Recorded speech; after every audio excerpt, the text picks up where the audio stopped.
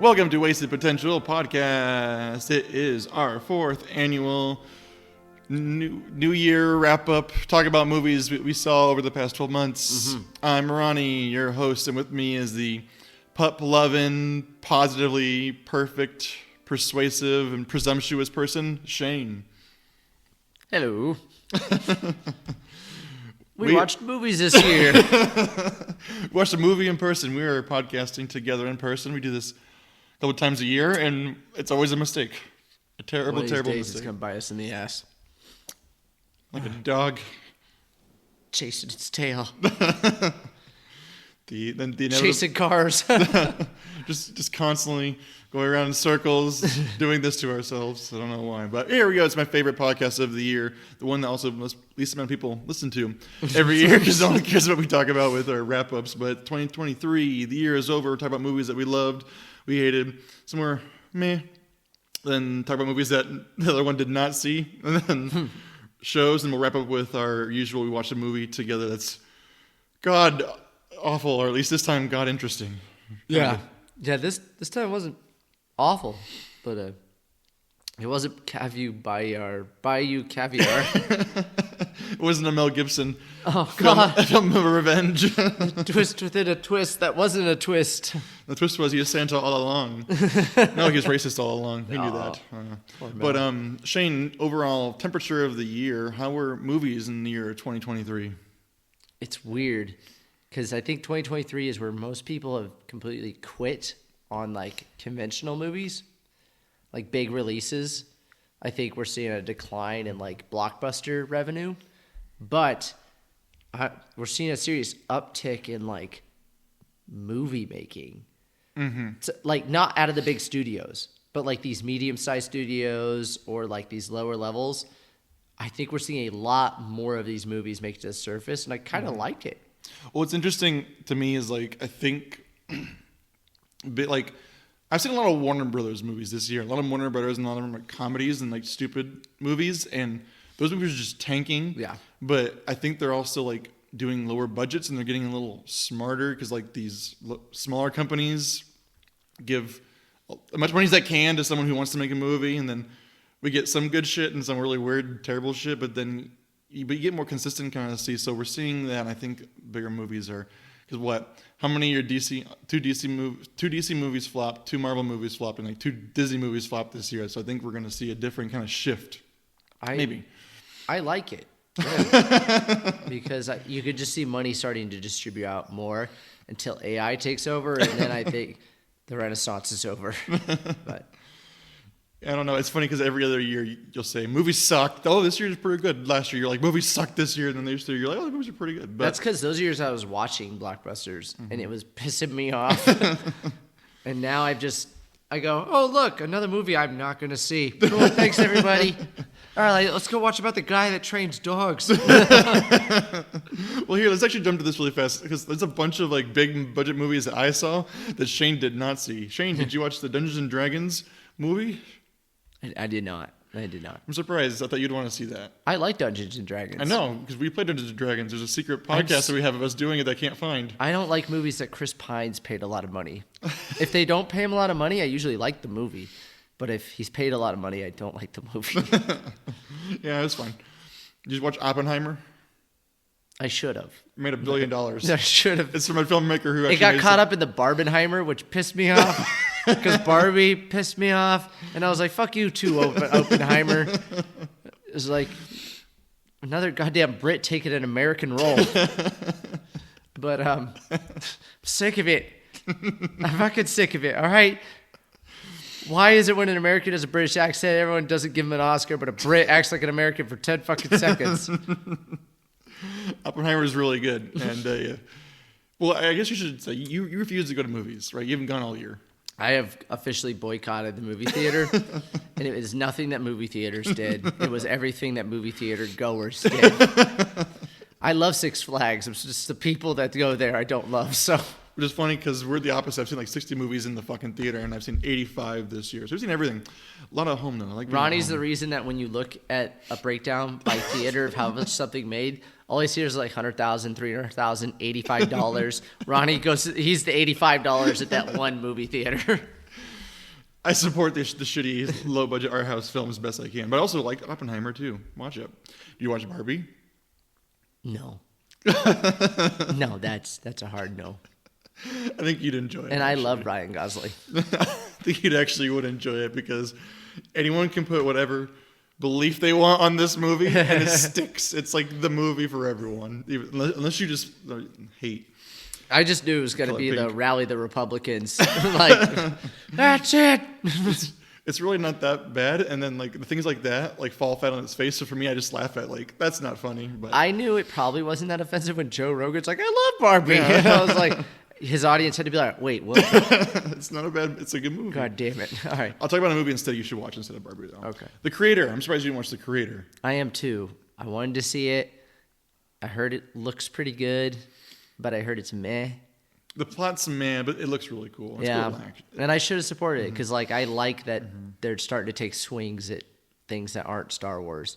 But everything starts to look like Star Wars now. No matter how far they try to get away from it, anything modern looks Star Wars-y, unless it's like an AI modern kind of thing. There's two genres I'm really forgiving for because you don't get a lot of them: is fantasy and sci-fi action. Like, it's hard to make a good sci-fi and good fantasy because no one wants to spend the money to do it. So. Yeah.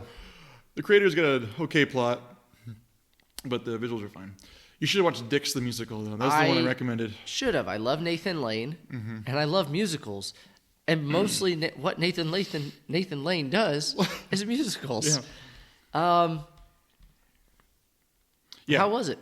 That's pretty great. It's like it's an absurd movie that just keeps pushing absurdity. And the ending, I'll bleep it out here, but in the ending, all they're saying, they're just screaming, God is a God is a That's how they end it. They say it over and over, and they're all singing it, and all these people are singing it. It's like the funniest thing. It's so absurd and kind of in your face, and it's making like it's these two gay guys making fun of like all the culture of gay beings. It's the funniest thing ever. But it goes into absolute absurdity. But I recommend Dix the musical if you could tolerate like surprisingly fucking. Didn't Sacha Baron Cohen direct it or something? No. Or something? Just these two, like, it reminds me of like the Wise People You Know kind of guys, like, but they're two gay guys that I think wanted to be in musicals and then aren't talented enough, so they made their own, and it's the best thing ever. Like this is actually a play, but it's like an off Broadway kind of play. But I think hopefully this gives them more attention because it's pretty fucking hilarious. All right. Okay, best movie of the year is Killers of the Flower Moon. Did you see that? 3 hours. 3.5 hours. Why did you watch it? It's like God. 3.5 hours of DiCaprio yelling? No, he doesn't yell that much. He's good. He's good. De Niro's really good. Like, he's the best in it. And then Lily Gladstone is like just a really sad person playing a sad Native American really well. But Killers of the Flower Moon is probably the best movie of the year. That's where they honeypot, like a Indian tribe. Yeah, but Leo's the honey. Yeah. Old Leo, not young hot Leo either. But it's fat model, coke bloated. Yeah, it's so tastefully done. It really cares for these people, and it's pretentious in the Martin Scorsese pretension. Like the ending is like kind of perfect. Like he just knows like. I took my wife with me. And I just thought she'd be miserable 3.5 hours of sad watching Native Americans get screwed over, and like we both like loved the movie. And it just like because it's so engrossing, just brings you in, and it ends perfectly. Anatomy of Fall is great. It's a French movie about a woman who's accused of killing her husband and don't get arrested in France because their court system seems absolutely fucked. It's like a monkey court. Yeah. Trademark. Waste potential podcast. And then finally, Shane had one movie he recommended I see, but I refused to watch. What was it, Shane? Oh, God. It was Champions, starring Woody Harrelson and Dee from Always Sunny. What's the plot of the movie, Shane? Oh, Ronnie. Woody Harrelson, who's a drunk and wants to be an NBA coach, gets drunk, bangs Dee from whatever, Always Sunny in Philadelphia, and then crashes his car. The judge, who's like, I'm going to give you 25 years in prison or community service. And Woody Harrelson goes, man, I don't know. And he goes like, that's it. I'm sending you to prison. He goes, no. What is it? He goes, you're a basketball coach. You're going to coach a league of Down syndrome people. And it's not a comedy. But it's also not a drama. Or a documentary. Is it supposed to be a comedy, or is it just not funny, or is it like sincere? It's like watching a movie be made by someone that has a gun pointed at their head the entire time. And someone who wants this movie to look a certain way is holding the gun. And if you upset that person, they will kill you and your family and everyone that's ever met your family. So is it like the... And it is under these conditions that you wrote a comedy called Champions. Where you're like, people fart. Ha, ha, ha. Isn't that funny? Everybody could fart. Not just certain people, but everyone could fart. And they look angry. They go, but you don't fart that often. Nope, you would never fart. Only I fart. And they go, yes, that pleases me.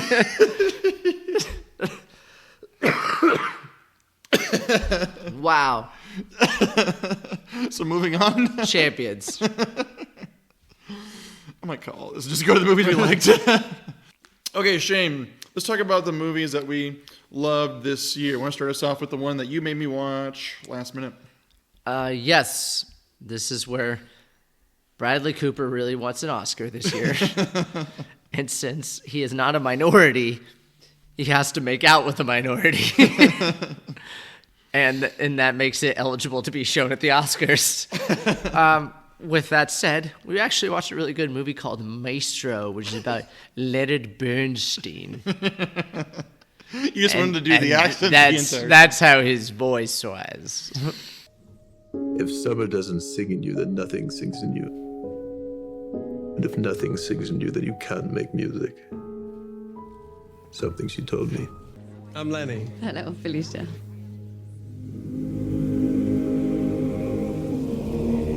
Oh, she's so beautiful. Tell me about her. Oh, she's wonderful. She's a lovely girl. What age are we living in? One can be as free as one likes without guilt or confession. Please, I know exactly who you are. All said, Ronnie, what did you think? Well, tell what it is. It's kind of the vignettes of Bernstein's life, and it focuses on the relationship with his wife and how it's complicated, and it's not. It's a very atypical like marriage for like numerous reasons during the 1930s. I'm thinking it takes place 30s, 40s. I think it was all the way to like the 80s or something. I don't know when Leonard Bernstein died, but wasn't it?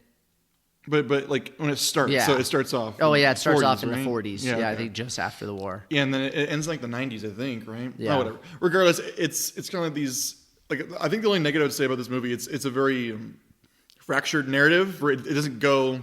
Yeah. It's because I was expecting it to be about his life, and it's not. It was just good. I like what they did, but it's about their love story and how they're complicated, and I like that.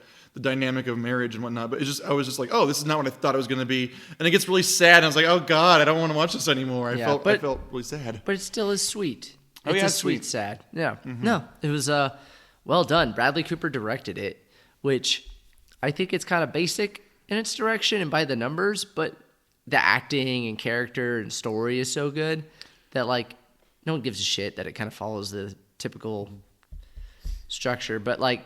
You mean like the narrative itself, or you mean like the cinematography, the actual... The cinematography, not the narrative per se. Well, I think in the beginning, like he really pulls out all the stops, because like there's a lot of like one takes in the beginning, and then like in the second half, it's more focused just on the characters, the shots, and reverse shots, the wide stuff. But at first like, it caught my eyes, like, oh, okay, cool. It's very showy and performative. Like there's actually a scene where the play intermingles into the narrative, like they're singing and dancing, and it's playing that, but... Then the second half of the movie gets much, much sadder, so it gets less fun because it gets into the darker parts of his life. I also, now that I'm seeing kind of play right there, I noticed something that I didn't notice in the film that I really like now, to his credit, is the filters and color of the film. Oh, from the black and white. Starts in black and white, and during that time, kind of grainy, moves to a very 70s look, and like... It gets gradually more color starts to appear, and it's also ends in a very modern look. Yeah, I think it's intentional. Like the coloration because like when things are going good for them, it's black and white. And I think it immediately shifts after that the first television interview. Then from there, it immediately goes into color. 'Cause that's when we see like the cracks and the challenges in his life. And my favorite thing about this movie, because at first I was like, I don't think I'm going to enjoy this. And then I was like, oh, it's really sad, but it's touching. It's a good movie. But my favorite scenes are like those really poignant moments that I wasn't sure how I'd feel about Bradley Cooper, because they make him look younger in this and it kind of creeps me out. But there's these few moments where it just zooms in on him and he talks about his life and like the challenges. He's getting interviewed by like Ed Sullivan or someone like that.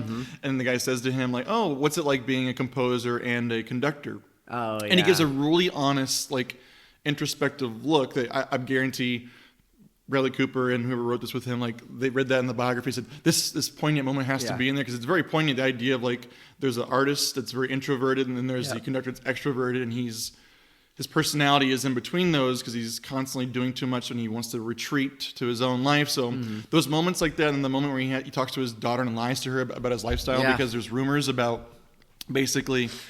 Because I guess the reality is like he's a closeted homosexual or bisexual, and his marriage isn't a sham. No, it's an agreement. Yeah, it's a mutually agreed upon, like, this is what we have to do, this is what we want to do, but we're both aware of... It's not like what I thought it was going to end up being, like, oh, it surprises her that he's gay. No, but she knew. But then she says in that moment in the maze... I know what your life is. I get it. I'm like, oh, okay, cool. So it's going to be more touching, not like, how dare you, slap kind of thing. It's like she understands what she's getting into, but she doesn't fully understand how it's going to affect her. Right. So. Well, he just kind of like breaks the agreement later on in life, and that pisses her off because she's like, no, there's an agreement.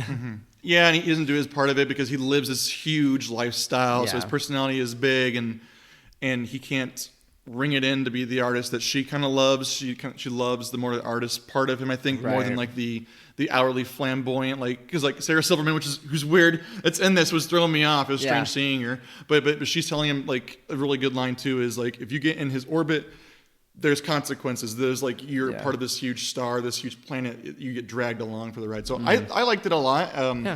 Made my wife really sad. She's like, I don't want to go. I feel sad now because it ends, because it's a touching love letter to the wife, who kind of puts up with a lot of shit because, well, she even says like, I knew what I was getting into. She kind of takes kind of the fault for it too, but it's obviously not a conventional marriage. Yeah.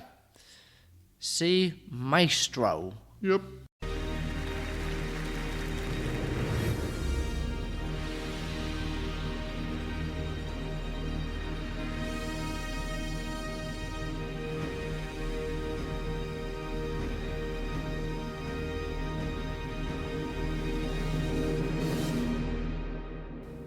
Okay, yay! My turn. So, Shane picked a wonderful, loving film that's an ode to a man and a woman who are in love. Maybe not in like the same consensual ways that we understand, but in a different, lovely way. Now, sex pervert time with Infinity Pool. Sex perverts. Okay, I'm going to say this though. Not a single movie on my list this year has sexual assault. Not one? Not one. Oh, man, Ronnie. I'm what growing. a shit movie year. But Infinity Pool is this one movie made by a sex pervert, and I loved every minute of it. Infinity Pool came out earlier in the year. It was on my list, and I had to narrow down some movies, so I rewatched it 2 days ago just to see if I still love it, and I love it more. I don't understand why we're doing this. We barely know these people. One day, let's mix things up a bit. You're just happy you found your fan club. I've been waiting 6 years for your second book. Is it coming out soon? I'm working on it. I actually came here looking for inspiration. Here, the punishment for any crime committed is death. It is a wonderful story of, here, let Shane watch the trailer while I'm explaining it to you. Where one of the Skarsgårds there, the handsome, sexy Skarsgård that everyone loves. I love handsome Skarsgårds. He and his wife go on a vacation to a mythical kind of place. I think it's Latoka. Yeah, Latoka. It's basically like kind of like not Lithuania, but something like one of like a kind of Eastern European kind of. It looks like Greece. I think they filmed it in Lithuania. What's another one with L in Europe? L. Latvia? Is Latvia kind of tropical or like nice and beachy? I thought Latvia was in Europe. Yeah, but is it more kind of like Greece, kind of like that? Or No. it's not like Italy. No. Cutting this out. So they go to Latoka, and basically they get he kills someone by accident. The Latoka government is like super conservative, so like you kill someone, they kill you. But there's a law in the Latoka government that they made called like the tourist clause, where tourists can pay large sums of money to have replicas made of themselves, and then those replicas are put to death for them and in their stead. So basically this place becomes like a rich person's like Epstein's playground kind of thing, and they can do whatever they want to as long as they have the money to pay off the government to kill replicas of it. So this guy, this couple get involved in it, and he dives into this world. It's basically think of what's the TV show? Oh, the White Lotus. Did you watch the White Lotus? It's an HBO show. Well, picture it's like this kind of this like white people are bad type of thing. Like oh, look what they do. But this is a more subtle version of that with Eyes Wide Shut. Oh, it gets super like sexual, then it gets nightmarish and becomes an absolute creepy LSD fueled nightmare. And I loved it. It's wonderful. It goes over the top, and then the ending is so.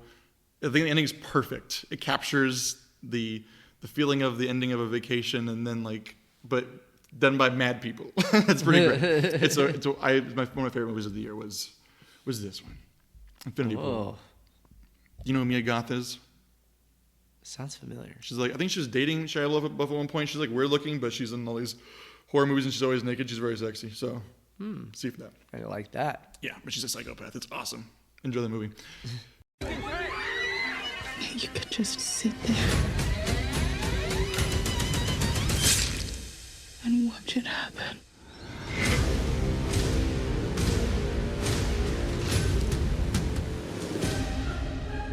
You know, James, do you worry they got the wrong man?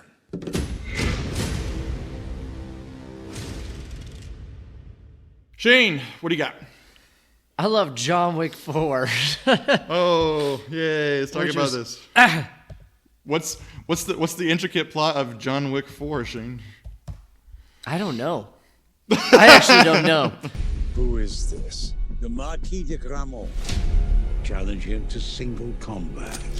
Win or lose, it's a way out. I don't sit at the table. Your family does. I remember John Wick nunchucking everyone with armor on, just nunchucking them to death. I remember ninjas with arrows. Oh, the blind guy with the blind. It's Donnie Yen. Donnie Yen kicks ass. Donnie Yen is a blind guy that can't shoot at you until he hears where you're from, or like Daredevil. He's Daredevil. It's awesome. I want to see Daredevil with Donnie Yen now. And it has a Skarsgård in it too. It's got Skarsgårds.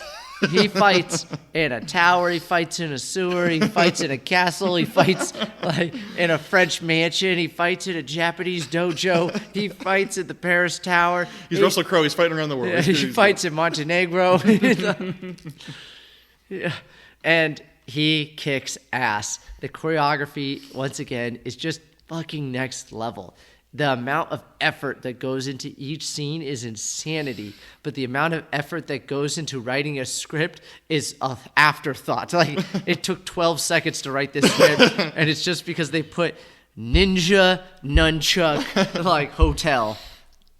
It's Donnie Yen. It's John Wick 4. If you've seen it, you've seen it because you wanted to see it. If you didn't see it, you didn't see it because you don't want to. We can't convince you one way or the other. But he fights in Afghanistan, too. I forgot.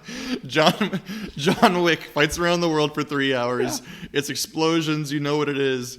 But I should have my wife come guest star right now, because my wife doesn't like action movies, so we took her to go see this, and then I said, "How'd you feel about the movie?" And she goes, she goes, "That's all that movie was." I'm like, "Yep, that's what this movie is." Kicked ass. Goodbye, my friend. It's hard to die.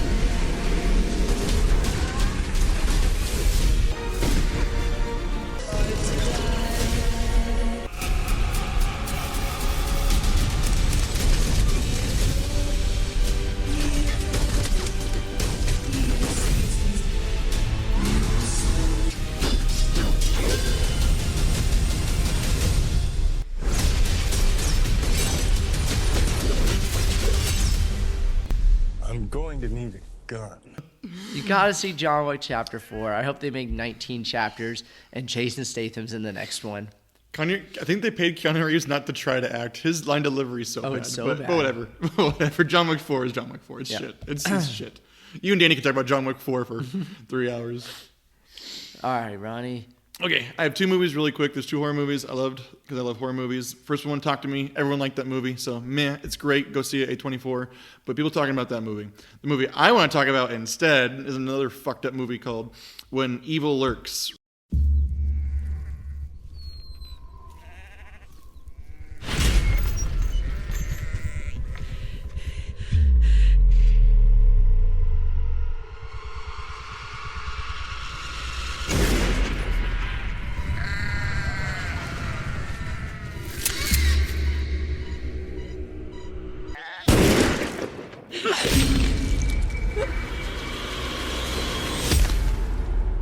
Really quickly, it's an Argentinian film that's about demon possession, but demons are like an illness instead.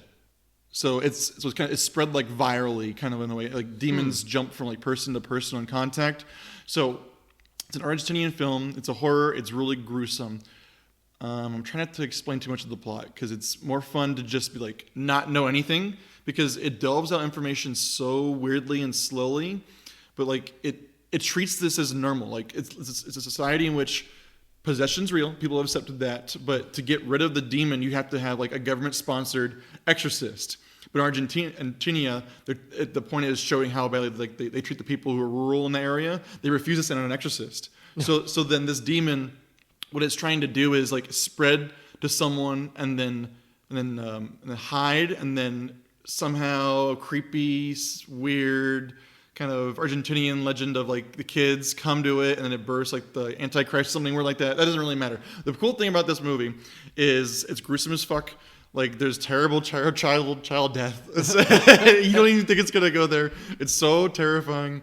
It's just got so much gruesome violence, and I like how it delves out the information of like this is society, we accept this, and the rule is if you shoot the demon, it'll infect you and then just keep spreading to more people, but it like rots out their body and they're like these disgusting kind of like things, and if you don't use it properly, it just spreads. So then like this guy cheaps out and refuses to pay for an exorcist, so they just throw this demon-possessed guy in a river and they lose him, and he like sets off the apocalypse basically. It gets to this point. It sounds like funny, but it's like taken super dark and serious, and then this guy's gets caught up in it.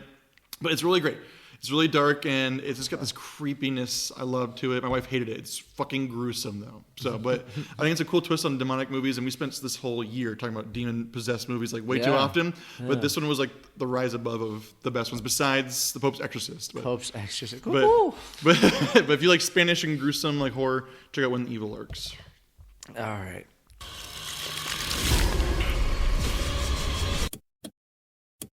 Los tiempos de la fe se terminan rápido.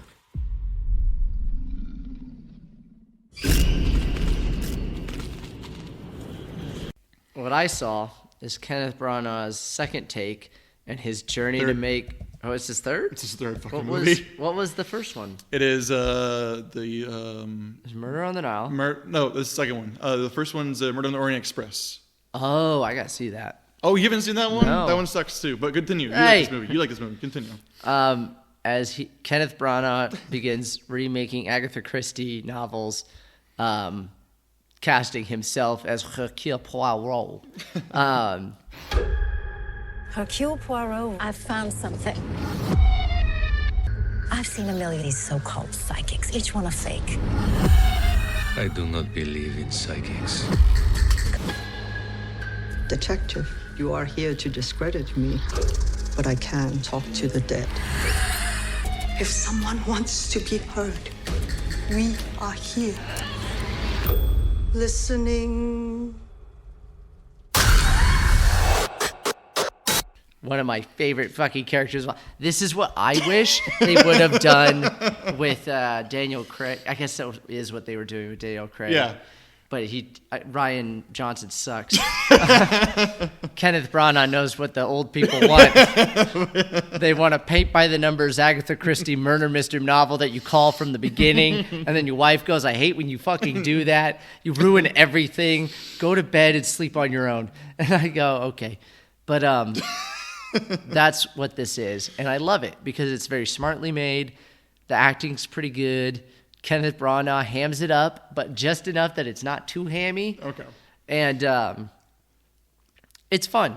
Okay, so let's give a synopsis because I want to dive into this one because going back to last year's conversation about The Glass Onion, you hated that movie. I thought it was fine, but you hate it because it's too self-aware, right? Yeah, it's too pretentious and self-aware. This, no pretentiousness. Besides normal Kenneth Branagh pretension. Yeah, normal, like... I enjoy my big fake mustache. I love my terrible accent. I'm okay with that because it's me. Okay. I picture myself or my grandma reading these detective novels, and they want the flamboyant, over-the-top detective.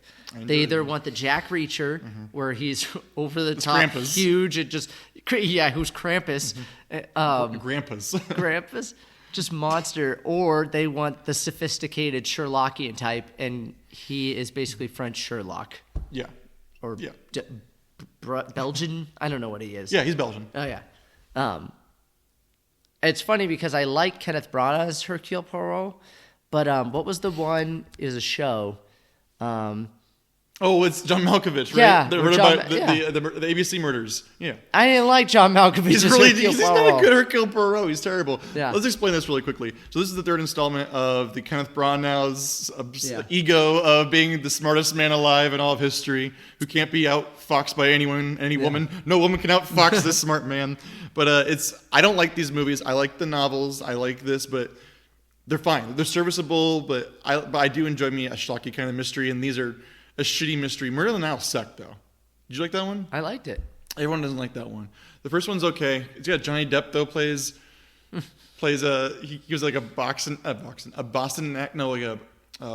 kind of like Manhattan accent. It's really bad. He talks like this, and it's like, oh no, not you, Johnny, but it's terrible. Watch those ones. You'll like those. But this one's my favorite because it's got like a horror twist to it. Yeah, kind of like, do you believe in the supernatural? Yes, and that interested me because like I know what's going to happen in this, and it's fine. We know it's not real. It's a Scooby-Doo mystery basically, but it's fun is like they actually talk about that Hercule actually battles with like he has loss in his life, and he talks about is there life after death or isn't? The world is cruel, and there's a little. This is a grandma movie, and Michelle and I like us some grandma mystery movies sometimes. I love a grandma mystery. Yeah, this is my favorite in the trilogy, actually. Yeah, it was the most smartly. It had the most interesting premise. Yeah, and it had less people like the other movies were really well known for. Like the first one had like 10 stars. It had Josh Gad. It had a bunch of fucking famous people. Yeah. Michelle Pfeiffer. And that felt like everyone's showing off their acting reels. Murder on the Nile was weird because that's right when Armie Hammer got accused. Yeah. So you're like, so you're watching him, and they intentionally cut him out of the trailer. And I remember when that trailer came out, I was like, they're going to cut him out of this movie, but Kenneth Branagh's not going to rewrite this movie because they don't have the money for it. Yeah. So they just kept it going and said, then everyone didn't really like it. He's and then a big part of it too. Yeah, he is the part. He's the whole thing. They can't cut him out of that. And then Haunting in Venice was Tina Fey. Yeah, and she was bad. I think Tina Fey was the worst part. She was awful. I did not like her. I think she was trying to be too hammy, but she's so likable. You don't get mad at her. She was playing her part from like Third Rock almost. Like yeah. But you can't hate Tina Fey because it's Tina Fey. And then who was the one that came in, the psychic? Oh, she was famous too. Michelle Yeoh. Yeah, Michelle Yao. Because she's won the Oscar for Everything Everywhere. It's almost like he's doing like a weird like artsy Expendables. Yeah, where like people come in, they get to do their favorite transatlantic accent for an hour, and then everyone makes $1 million and goes home. And they all travel to Venice, or they travel somewhere on a vacation. It's almost like if Adam like Kenneth Branagh was doing like the Adam Sandler or like the kind of Michael Bay thing where it's like kind of a more talented Sandler. Yeah, more talented Sandler. I have a problem with Kenneth Branagh. I think he's a pretentious asshole, but he is a great actor and he is a good director when he tries. But these movies are trash and I enjoy them. I'm done talking about this movie. Yep. All right, next. No one shall leave until I find if the living have been killed by the dead. You have been hiding here all this time. Who are you talking to?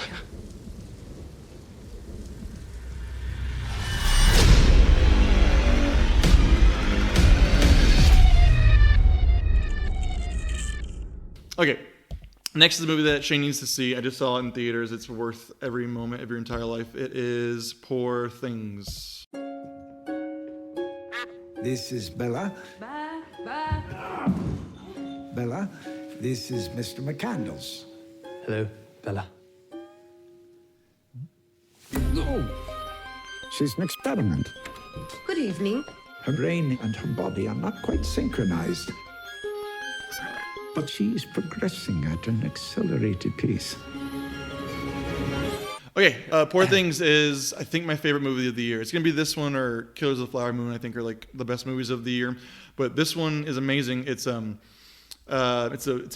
fucking messed up version of Frankenstein. Yorgos Lanthimos, who did The Favorite, The Lobster, The Killing of Sacred Deer movies. I love this. It's just really creepy, weird, like sex pervert movies. And he made this one. It's Frankenstein, but it's Emma Stone, and she's phenomenal. And she plays like she's this Frankenstein's creature, but basically, I don't want to spoil what it is, but she's got the will of a child put in a woman's body, and she's learning the world like that. Oh, so it's basically Barbie for sex perverts. Oh no! There's no rape. There is no rape.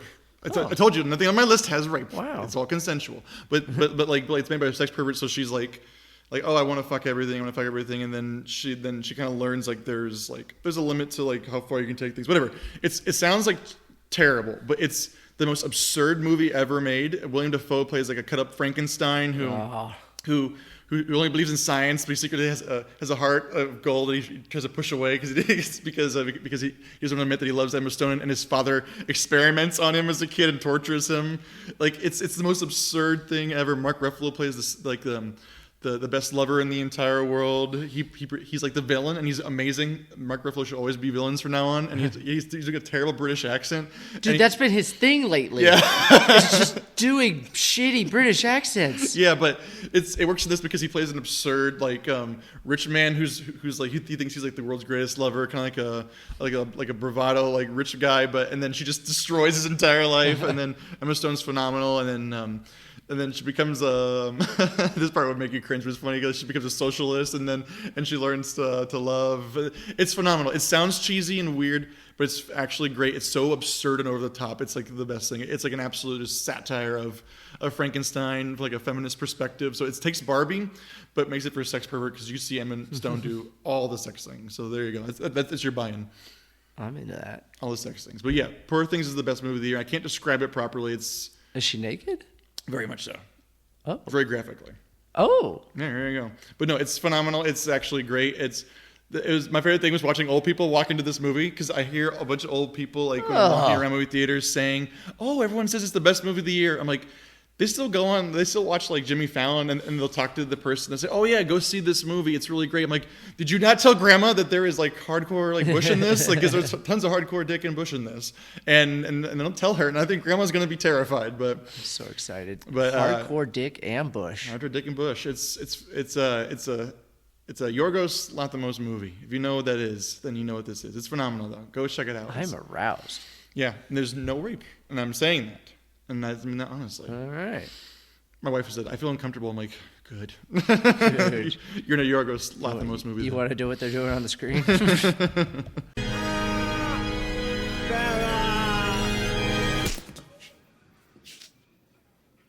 Oh.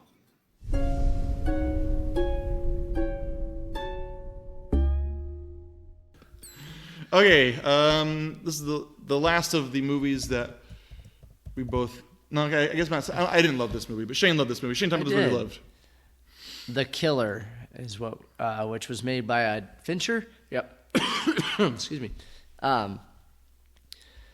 You think I would have hated this movie because I definitely went in thinking it was going to be like, an action film, like a dark action film, and that is not what this movie is. There is a good action scene.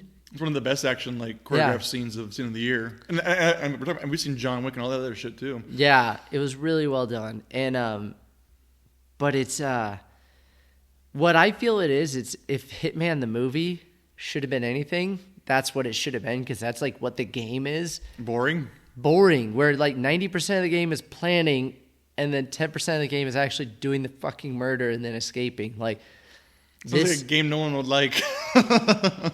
I had problems. I had problems. But yeah, you're a serial killer. It was a good movie. It was really good. It was really. I think the tempo was a little slow. I think it could have got sped up a tad. You're so bad when you're high, like explaining movies. I find music a useful distraction. A focus tool. Keeps the inner voice from wandering.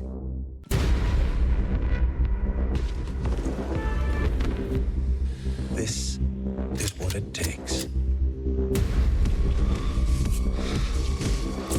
My process is purely logistical. If I'm effective, it's because of one simple fact. I don't give a... Okay, the killer is Michael Fassbender is an assassin, but he's not a very good assassin. But he even says in the beginning, "I'm not the best out there. I'm just the most prepared." But he's like never prepared for anything, so it's kind of like a fun. It's funny. He's like, "I've killed 10,000 times, and today is the day we see him fuck up." Yeah. It's kind of like a dark comedy because he's like a not like a Clouseau, but kind of like a real life Clouseau. He actually was like a murderer, kind of like bumbling. Like he's not bumbling, but he makes so many fucking mistakes the entire time. Like when he shoots the guy with like the nail gun, like the meat. Nothing goes his way, but it's done with David Fincher clinical precision, so it's like one of the best movies made of the year. I just got bored. The boring parts weren't boring for me. The first 20 minutes is just him planning out the first shot, and I was like, this is really engaging. And then after the fuck up, I don't know why I got bored. And then when he goes to Florida, that's when I perked up because I saw some meth gators action. Him hunting like down who killed his wife. The beginning where he's just getting the trail isn't that good. The taxi driver or whatever. Mm-hmm. But I do like when he gets done and you think his plan is just let him go. Yep. He just fucking shoots him and walks away. And I was like, oh, he don't give a fuck. He's gonna kill everybody, and he does. But it's very methodical and moving on. But you're right, there are some mistakes that are made that you didn't think he would make, but, you know. Well, he's not perfect. I think it's the part that kept me interesting, because he's not interesting as much as a character. And I think this is my fault. I hate movies that use excessive narration. Like, this movie, it makes sense why. It's written like a novel. It has to be narrated the entire time. It has to be. Like, this wouldn't work. You couldn't... I think it'd be kind of cool to have more silent moments, but it's mostly just Fincher talking. Not Fincher, Fassbender talking. So I just get kind of tired of that after a while. So like the first 30 minutes I loved, and then the last half from Meth Gators on to Swinton, I liked the second half. The middle kind of logged for me, but the filmmaking is like top notch. She's just how he gets in there, and just like the editing, and then like the music choices. What's the band that keeps playing the entire time? The Smiths. Yeah. So it's all intentional. It's kind of cool touches he puts in there, and I love the music, the Trent Reznor stuff. It's a typical Fincher movie that I didn't think it was his best, but I liked it a lot. I liked it a little bit. See the killer.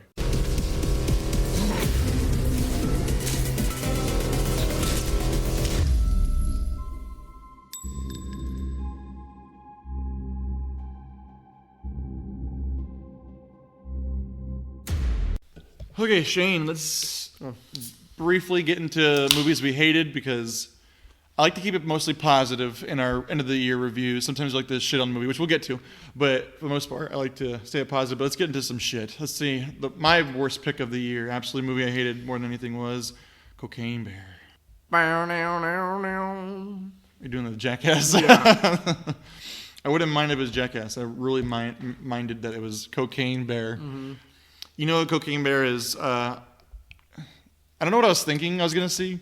Like, I thought it would be like kind of tongue-in-cheek, kind of just bear attacks and Step Brothers with bears. Yeah, because it was Elizabeth Banks, so I thought comedy. I thought comedy, but it was a woman.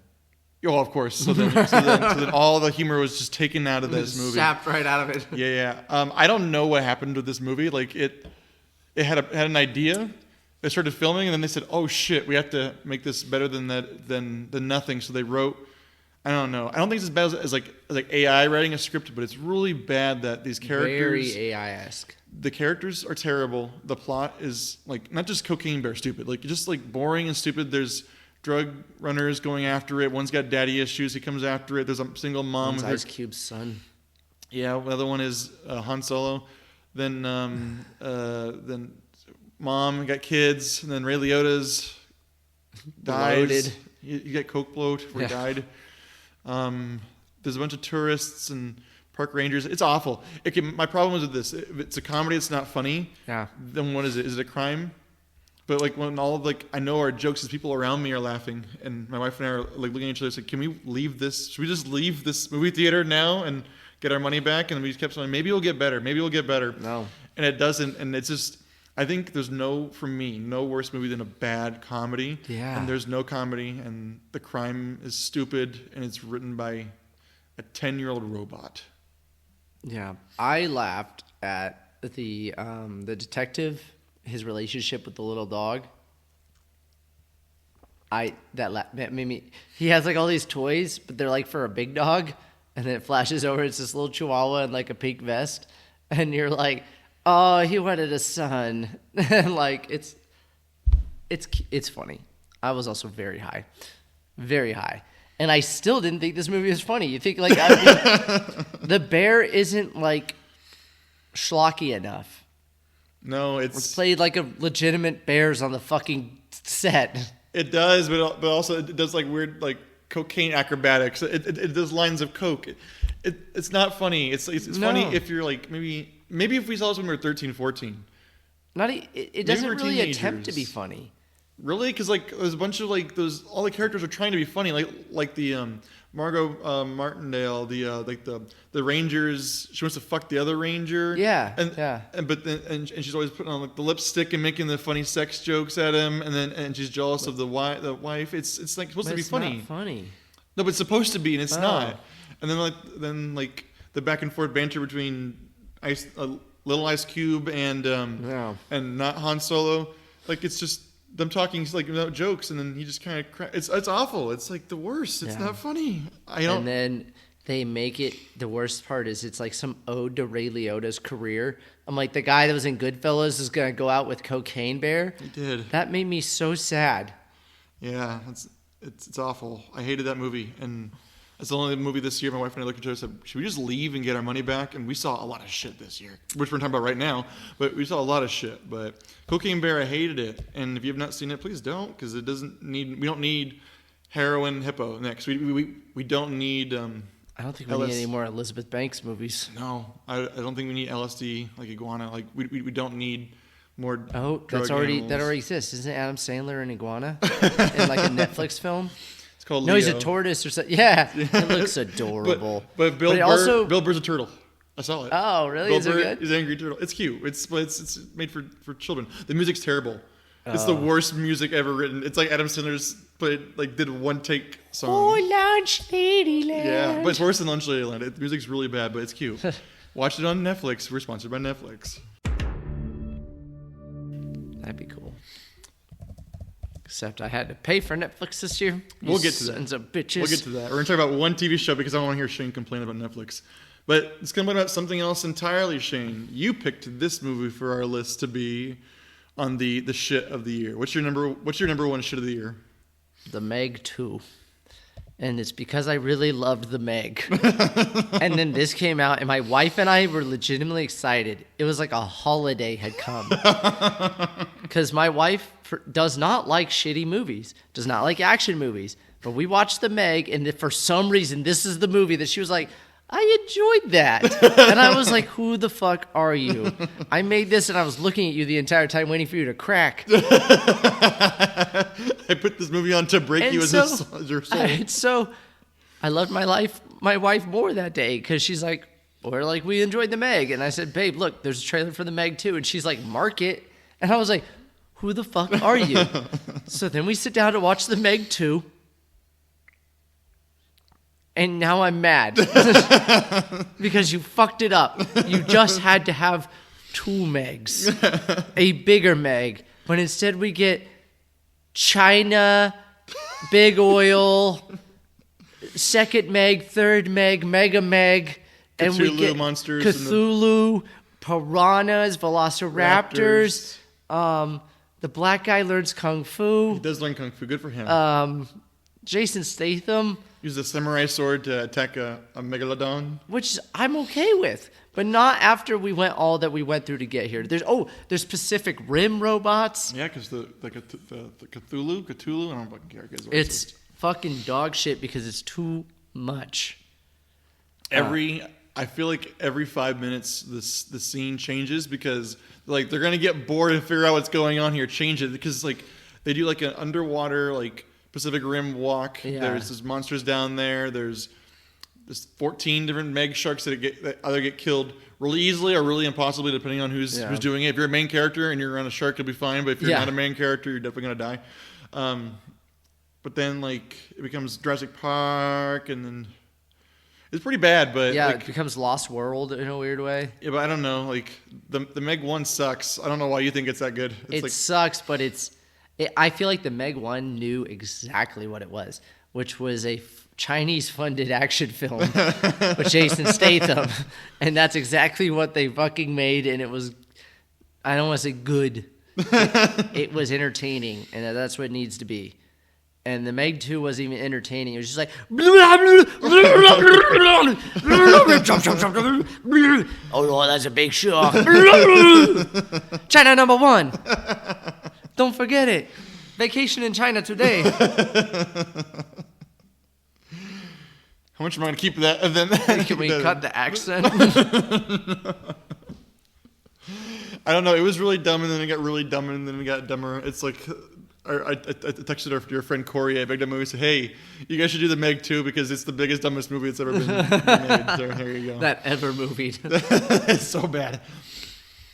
I don't know what I expected though, because they got to jump the shark. Like, what else are they going to do with it? Yeah. All right. What movies did we see that we think need to be mentioned that were like, we call it okay? Oh, okay. They're pretty good. Some people think they're great, but they're just okay movie. Okay, I'm talking about 2 movies that are made by theater kids. The first one, let me describe it to you and you tell me how this sounds. Okay. It is about 2 teenage lesbians start a fight club to touch other girls and hopefully find girlfriends to pretend they're super strong and cool. And Marshawn Lynch is their teacher and coach. Did I describe for you the best movie ever made? Marshawn Lynch is their Marshawn coach? Lynch, the on how to beat up lesbians. He's their beat up lesbian coach. Beast Mode himself plays like a stupid history teacher, but he's dumb enough to get coerced into being their like what do you call it? Advisor for like their club. Okay, it's like the most ridiculous, over the top movie. And my wife read, because I didn't watch the trailer. She read the premise. I said, "Let's go." I don't know what the fuck that is. Let's go see what that is immediately. We're only us in there, and a bunch of like theater kids are in this movie because apparently they didn't know what it was. But I was like, okay, this is gonna be weird, right? And I hated it for about 30 minutes, and then it's not funny. Okay. It's an unfunny comedy. The comedy is like 10 million miles a minute, never stop talking. It's like it's constantly Baz moving. Luhrmann. Yes, but then there's certain scenes that were hilarious. But it's so over the top, like it knows it's ridiculous because there's a scene where they walk into a principal because they get into a fight, and he says, "Excuse me, could the ugly, untalented gays please report to the principal's office?" Guess that's you guys. Hello, Principal Myers. First of all, I want to say God bless Shut up, you know why you're here. I don't, actually. For committing a crime against Jeff, our quarterback and the most good-looking, all-American, red-blooded, muscular man this town has ever seen. Sir, please look in the Shush. mirror. Okay. The homecoming game with Huntington is nearly a month away. Do you know how long we've been working toward this? Yes. It's everywhere. 20 years. Couldn't be clearer. I think I can explain. I can explain. Jeff is psychotic and he tried to murder us. Sure, you're all victims and girls are always right? Yeah, actually. How come you can't buck up and learn to protect yourselves without running somebody over? Maybe it's because we're small and he's giant, so we needed to use a little machinery. Did you ever think of that, sir? Can we just explain Maybe I ourselves? should buy a gun. Okay, what? Don't buy a gun. Nobody said buy a gun. Can we just calm down, Zip it. everybody? You know what? What? I'm gonna expel you both. No! Yes. No! Yes. No! You have to understand, that this was a misunderstanding. Really? We were just practicing for a self-defense club. Self-defense, what is that? That's like a fight club? Well, here's the thing. Yes. A fight club where we fucking beat each other up and shit. No, we don't. Yes. No, we don't. Shut up. Okay, you know what? I don't care. Fuck it, I don't care. You're over it. Okay. Yeah, you can beat the shit out of each other while you perform the vagina monologues. Just stay in your lane until you're munching Beaver Wesleyan. Yes, sir. It's that over-the-top kind of humor. Like, it knows it's breaking, like, all the walls. It's theater kid kind of humor. But it's not really, like, there's certain scenes that are funny. And Marshawn Lynch is there to, like, at first he's funny, but then they let him improv, and then it's really, really not funny. But all the visuals of these girls, these teenage girls punching each other viciously and violently, like Fight Club, like the movie, are hilarious. So it's, like, the jokes aren't funny, but the visuals and just the humor, what it's trying to do is funny, but it's not that funny. So Megan and I walked out, we were like, that was, like, okay, but it wasn't really funny, but it was a cool idea. So I don't know. Bottoms is interesting. This is giving me I think you should leave vibes. No, that's funny though. Like, I laugh out loud for that. But like, because sometimes like my wife and I have a different sense of humor, so I thought this would be her. She likes over the top kind of like fast talky kind of like writing, and she's like, oh, I didn't think that was funny. I was like, oh, okay, so it's not just me. This like it's just not like it's not even funny over the top kind of like talky stuff. But yeah, I don't know. It was made by theater kids, made by theater kid humor. And sometimes I loved it. It's kind of like the Dix musical. Sometimes I loved it because like this is theater, like shocky shit, whatever. But one you should see though, I thought you did see. I was mad. I thought you saw Theater Camp. I saw it and I was gonna go, oh, I'm gonna watch that, and then it didn't happen. You would have actually enjoyed Theater Camp. I think the only problem with it is it falls under like indie comedy too much for you. It's like you know exactly what's going to happen in it, but the characters are really funny and it's. And like if you like theater, I don't know. Did you do theater kind of growing up? I wish I did. Oh, you did? But okay. I didn't. So I it's did like not. I spent time. Like I'm a weird kid, but I did a musical. I've done some theater stuff. So like I spend enough time around theater kids and know like they're weird. So I don't want to be a part of them, but they're nice enough people and they're fun to be around. So I get that kind of humor in a way. I'm just saying I'm just a closeted theater kid. But really, like this humor is all that. It's basically a summer camp. They're going out of business. Then Jimmy Tatro, this guy who's like my nemesis. I think he's like really funny, but really beyond annoying guy. He played like the young Bert Kreischer in the Machine movie. He plays him. He's like the dumb sounding jock guy, and he inherits it and has to save it from going out of business. And it's all theater kids pretending like this is the most important thing in the world. It's just a shitty theater camp, and they're all fighting for roles, and they're all like super inclusive, and they're all over the top and just like gay. It's wonderful fun.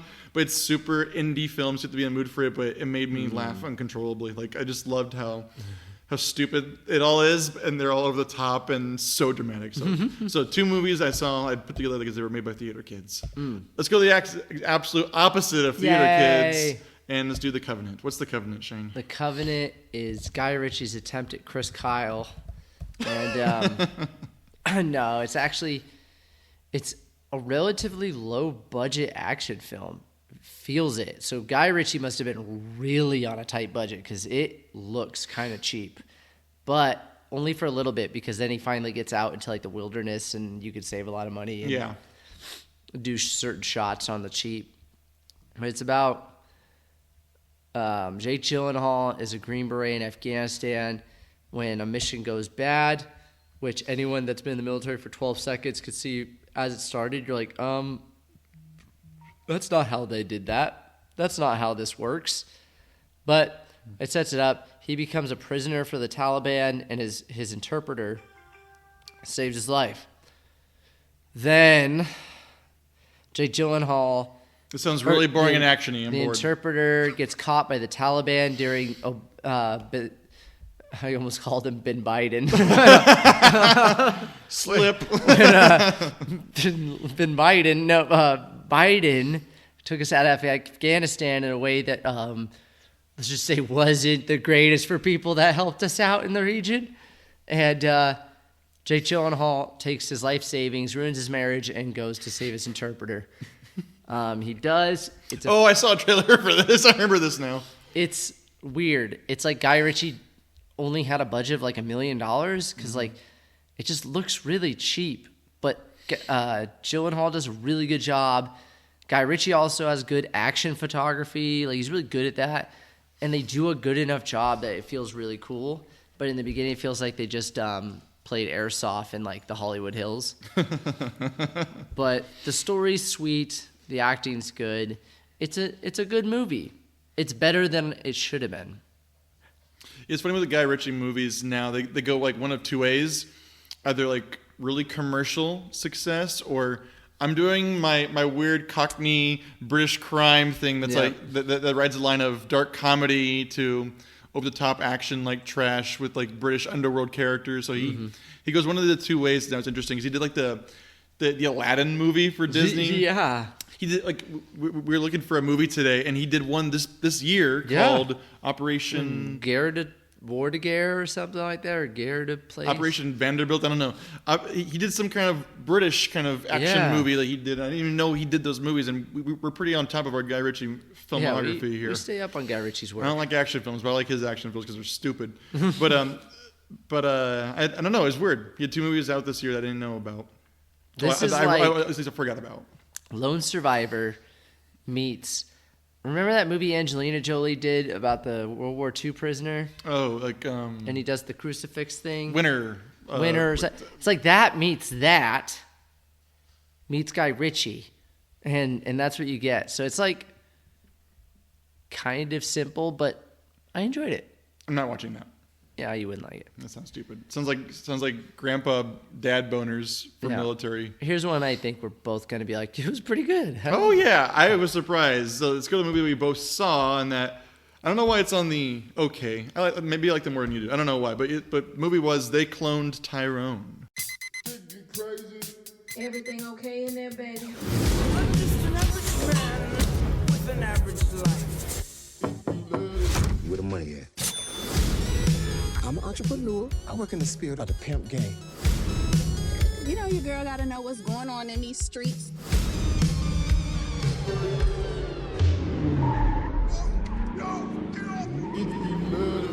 Yeah. It seems like a movie you'd be interested in. So, like, you told me to watch it. So, like, what made you want to watch this movie? Well, I'd just been on a Jamie Foxx kick. Like, I just keep seeing all his new stuff. And now I got to watch where he's like a vampire hunter with Snoop Dogg. But, so, the trailer came up, and I went, well, that looks like the strangest thing I've ever heard in my life, where Jonathan Majors gets cloned. No, it's John Boyega. John Boyega gets cloned? Racist. Finn from Star Wars. Yeah. Not the guy who beat up his girlfriend. That was Boyega? That was Boyega. He did a good job, right? He jacked up. Yeah, I didn't recognize... Well, I knew because his name was on the trailer, but I didn't recognize him. He was good. No. Wow, I'm impressed. Okay, even better. John Boyega. Good job. Nice job saving your racism there. That's good. Hey, you didn't hit anybody. But Jamie Foxx is amazing. Yeah. It's so over the top, but in a funny way, where these characters are ridiculous characters, but they solve like some Scooby-Doo crime. Literally, I think they say Scooby-Doo. Like, do you know what it is? It's the I was thinking about it like because Shane saw it, then said you should watch this. You actually like it, and I wanted to see it. It was on Netflix, but the reason why no one saw it was because it happened during like the writer's strike, so no one could promote it, and Netflix kind of released it. I think I was reading about this because I was like, how come I never heard of this movie? It was released in October, like during Halloween, and no one's watching this movie during that. It's like horror movie, so it got like kind of buried. But you told me about it, so I watched it, and I liked it. But basically, it's the undercover brother plot, but taken a little more serious. Yeah. Like made by a really good director. Yeah. But yeah, They Cloned Tyrone is three characters: a drug dealer, a prostitute, and her pimp get involved in this. Is it a government or is it just evil corporate white people? I think it's like a global undergovernment. You know, I don't think it's the U.S. government. I think it's like a shady organization. It seems like people who like because they say it's an experiment, so maybe like they're trying to sell it to the U.S. government kind of thing. It sounds like they're almost like a pharmaceutical. Yeah, well, like they operate kind of like a tech or like a pharmaceutical kind of thing like that. Because like the end, we won't spoil the ending, but we'll spoil what it is. It's white people. It's white people. White people are basically putting things in the food and the programming and all there's the small like inner city kind of looking place to control them, to keep them the guys is for their own safety. Yeah, because the idea is not the whole black community are clones. Only key people like the preacher and the drug dealer and people that keep the society operating, that operate in certain roles in society in a way that the government wants to control them. So it's not just like generic, white people, they are bad, but like it's not just generic, we're making clones of all black people. It's like to be slaves or something. Yeah, it's more like hamsters, kind of like or like a terrarium kind of idea of keeping them in a certain mindset so like black people are safer, they say, but they're also not intermingling outside of their own community. And the message, so it's like reverse racism, like thinking like, this is going to be good for them, but it's obviously nefarious and terrible. Well, and like it was kind of like how I took the messages. They're like, we need to stop accepting these people in our community because they're plants by evil white people. You know what I mean? Like the man wants these people here, so they keep coming in and cracking down on us and doing stuff. And like we need to kick those people out away from us too. And it's like that's an interesting message. I haven't like I liked it. It was a smart made movie, made in like a dumb way, like a smarter Superbad in a way, kind of. For me, like the humor, that kind of humor where it's kind of toilet humor, or like not super highbrow. It's like juvenile, kind of. It's silly. So here's the thing: it's like all the violence is very serious and gritty. Yes. Like made like an auteur director like took their time because like when the people are being like murdered, because the premise is this guy. His name's not Tyrone. His name is.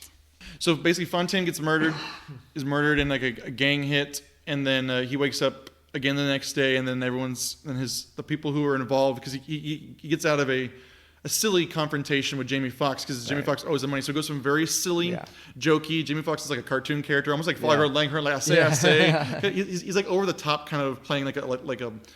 It's a blaxploitation movie made by a black person, so it's kind of taking those kind of cheesy B movie kind of ideas, but giving it a real look to it, because the violence is extremely serious, to take it seriously, because it's like a real problem in the world. Right. Gang violence is serious. But then I was like, oh no, is this going to match? And it does. I think Jamie Foxx himself really helps this, because he can act both ways. He's a good emoting, but he's also really silly. So I think the key to this movie is Jamie Foxx. And then John Boyega is really serious too, so that kind of works. And then the host kind of in between them both. Like she's a really good actress, but she's silly, but also kind of like serious. A halfway person. So I think the characters are what really bring this together, because it's a really like Jordan Peele kind of out there kind of idea, but it's funny, it's endearing, and it's cool. This is interesting. Like it's got an interesting message. So I'm glad that you. And then it's got that funny like taking back the block at the end. Yes, when they all like.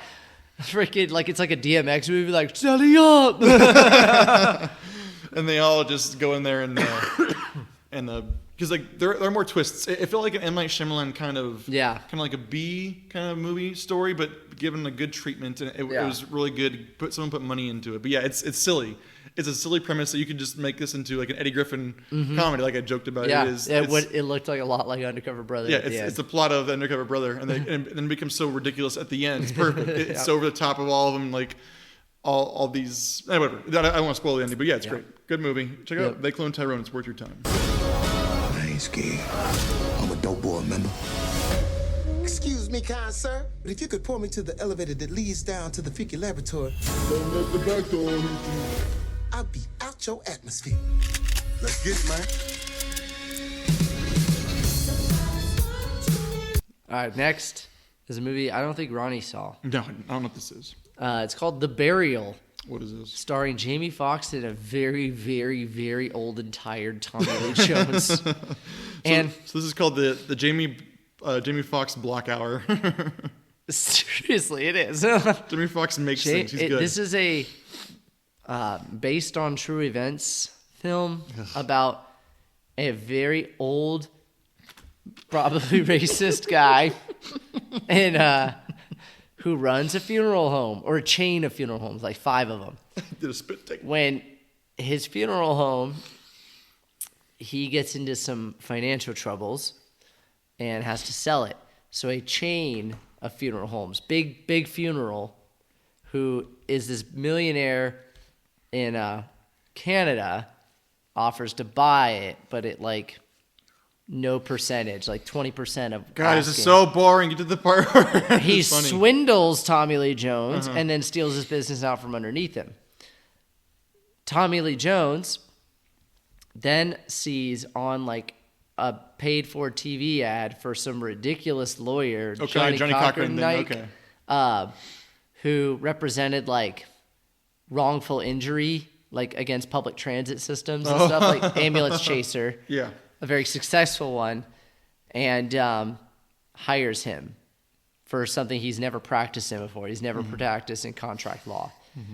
And it kind of shows how the hip ways, like he figures it out, and then he takes on Big Funeral, and Jamie Foxx is suing for like the most money that's ever been asked for. You saying Big Funeral makes me giggle. I don't know what else to call it. Big casket, big funeral home, like, and the Undertaker's union. And it's like, Tommy Lee Jones is super South, and one of his friends is like a mega racist, but then like, they have to learn to be friends, and like it's a feel good, it's a by the numbers. You can kind of picture just the trailer for it and stuff. Like, it's got Walking on Sunshine in it, probably. Maybe, like they have Jamie Foxx does a really good job. And the character is over the top, but they do a good job at you being like, oh, I understand him. I like him. Shane's becoming woke this year by recommending all these black movies. Watch The Burial. It's a cute movie. Should we talk about how Jamie Foxx's life right now? How sad that is. Is it? Oh, he had that stroke, huh? He had some kind of like mysterious illness, but he's back. He's good now. But I didn't know it was a thing. Because all these movies came out this year, so I thought I didn't notice anything was going on, and then I was like, oh, he's back. What do you mean he's back? And I went back. I was like, oh, that's sad that he was like on the brink of like never walking again. But that's cool. Yeah, it's amazing what money can buy. I don't know. Like he said, he does everything. He can sing, he can act, he can dance. He had a hip hop album once. He's amazing. Jimmy Foxx is incredibly the best. Keep him safe. Incredibly talented. We enjoy Jimmy Foxx. She made me money. So he's always noted to Kanye West, and my favorite movie of all time is Collateral. Oh, and Journey Smollett is good too. She plays the who's that? The opposing lawyer. I don't know who that is. Jesse Smollett's lady. I don't know. Is there a relation? I'm guessing sister, right? Because that name's too similar. I just know, wasn't there a Smollett, Jesse Smollett? Didn't he get in trouble? Yeah, he's the one, the gay guy who said got trumped. Yeah, and it turned out he hired 2 Nigerian dudes to trump him. Yes. Way to go, hero. Whoops. I thought I said Bayou Caviar. I was like, oh my God, is she in Bayou Caviar? Oh my God. I'm not mentioning... Whatever. She was good. I enjoyed her. Also, his wife. I don't know. I forgot the actress who plays his wife. She does a good job, too. They're just all so fun and charming. Women be acting.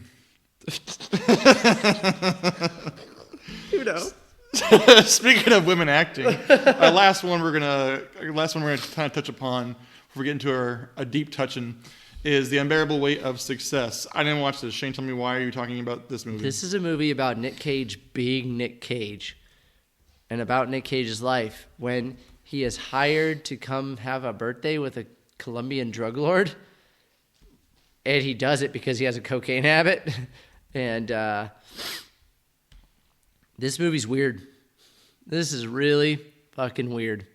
Because I thought it would be one thing, and it wasn't that at all.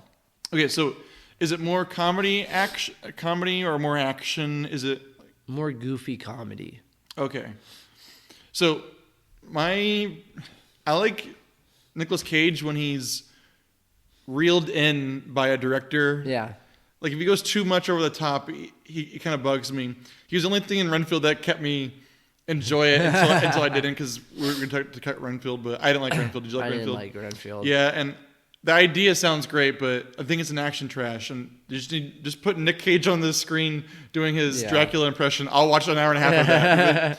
And I like Nicholas Hoult, but him and Awkwafina shenanigans, I was like, oh, this is awful. But just put Nick Cage back on there. Mm-hmm. He's fun with it. But this is like he either goes like I loved what's the movie he did? Pig. We love Pig. Pig is one of our favorite Pig. movies. But he's kind of like, he's a little over the top, but they reel him in. Is he just like full-fledged Mandy in this or what? It's, he's full, like, weird Cage for sure. But self-aware, though. Yeah, he's but like aware. eccentric. Like he's making fun of his own life. Yeah. In a pretentious way. So you're like, shut up, Nick. Like, God damn it. Oh, it's so pretentious too. But he has issues with his daughter, which I wouldn't be surprised. And he's kind of like in his real life career where he has no prospects. He can't get nothing but shit movies. He's in a lot of things. But he wants to make an Oscar again. Oh, okay. So this Colombian drug lord is like, I've got a script and I've been going to put you in this movie. So he has to go be with him for his birthday. And this Colombian drug lord's like obsessed with Nick Cage, just like loves everything to the point he had a replica wax figurine from Face Off made. Oh, so it's like Dennis Rodman and Kim Jong-un Yes. type of thing. Okay. Yes, that kind of thing. And so at first they're having fun. It is like The Interview. Yeah. Yeah, but Nick Cage is with James Franco. Yeah, okay. Because I was thinking, this sounds like Foreign Dictator type of thing, where like The Interview or like that. But not as funny because Kim Jong-un's funnier than Nick Cage. Or Pedro Pascal. And Pedro Pascal is pretty good in it. And then it turns into kind of like a stupid action film because it's two actors not doing good action. And I don't know. It looked kind of funny, but it also looked kind of up. I don't like when actors are that self-aware because usually it reminds me of like The Room too, where it's like I want to make a movie that makes fun of myself, but don't make fun of me. Yeah. Kind of thing. Like I'm self-aware to know that I made the worst movie ever, but you can't make a movie where I look like the bad guy, even though if you read the behind the scenes of The Room, he is the bad guy of The Room. So it gave me that vibe of what's the movie called with James Franco too? Another James Franco movie. Yeah. The Disaster Artist. But I don't know. So is it worth my time or no? Not really. No, it's not funny enough. It's funny trailer. Okay. But it's the movie. I laughed maybe 3 times. Mm-hmm. And that was disappointing to me because I'm realizing now that when you're around the table drinking with your friends, you go, imagine Star Wars, but with Fat Albert as Han Solo. And like, everyone goes, because you can picture it. But if you had to execute that scene, it's not going to be as funny as you thought it was going to be. It's kind of like a bong hit idea. Yeah. Thing. Okay. That's cool. At least Nicolas Cage, ironically, is getting work in this year. He came out in that movie that everyone said was good, like the Dream Scenario one. Remember seeing the trailer? Oh, I really want to see it. I want to see that. I didn't see that one, but that He's scene, in everyone's dreams. Yeah, right, but and they don't know if he's like if it's a good sign or a bad sign. Like this some guy was people representing. want to fuck him. Some people want to murder him. Like it's kind of the idea of like. Well, what I heard, it was like, oh, whatever, who fucking cares? I didn't see that movie. I don't want to see this movie, but, well, I don't know. Nick Cage is, I don't know. I want to see it. It's kind of like Renfield, like he's too self-aware of it, so it gets over the top and ridiculous. So I like the pig route for Nicolas Cage. Yeah. Do settle movies, we respect that better. More pigs. Give us Dream Scenarios, it sounds better. Don't give us Willy's Wonderland, for fuck's sakes. No. I started watching Willy's Wonderland. There was no movie this year that was like The Menu for me, though. That year was the best year for movies. Oh my God. The Menu, The Northman. I remember just being like, whoa! This year I was like, what did I love? I love the Poor Things. I didn't do a good job selling it. But the Poor Things is really, really good. It's like, it reminds me of like the same humor of like the Banshees of Inisherin, where it's like kind of dark, over the top, absurd humor. So you'd actually like it. Check it out. It's pretty good. So that's one I recommend to anyone who can handle graphic nudity. Do we want to get into shows really quickly then? Yeah, boy. I watched a lot more shows this year than I watched movies. Yeah. Like if hours-wise. So there's a few shows I wanted to talk about. I think Ronnie saw a couple. I think we saw these. I saw all but one of them. All right. So I'll bring up the first one that was like the freaking where the hell did you come out of here Office replica called Jury Duty. And holy fuck was it funny. It's this like Candid Camera meets The Office, and it's hilarious and even a little heartwarming at the end. I like the ending a lot. The ending is they acknowledge this guy's not the brightest guy, but man, is he one of the nicest guys.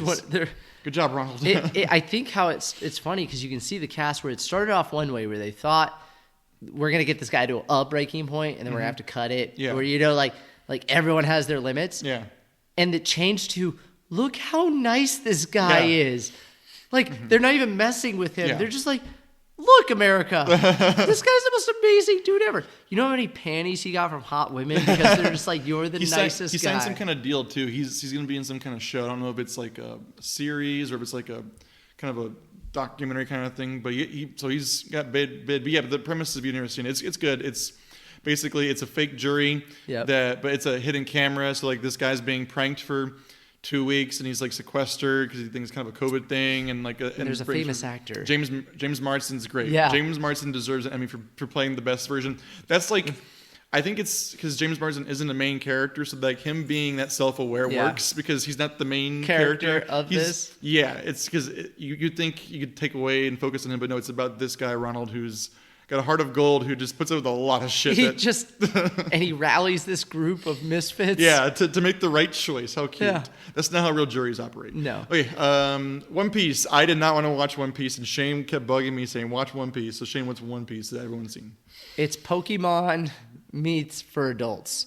Like, well, it's some manga that's been rewritten, and I'd heard of One Piece, like, because I think it's one of like the largest mangas out there. Yeah.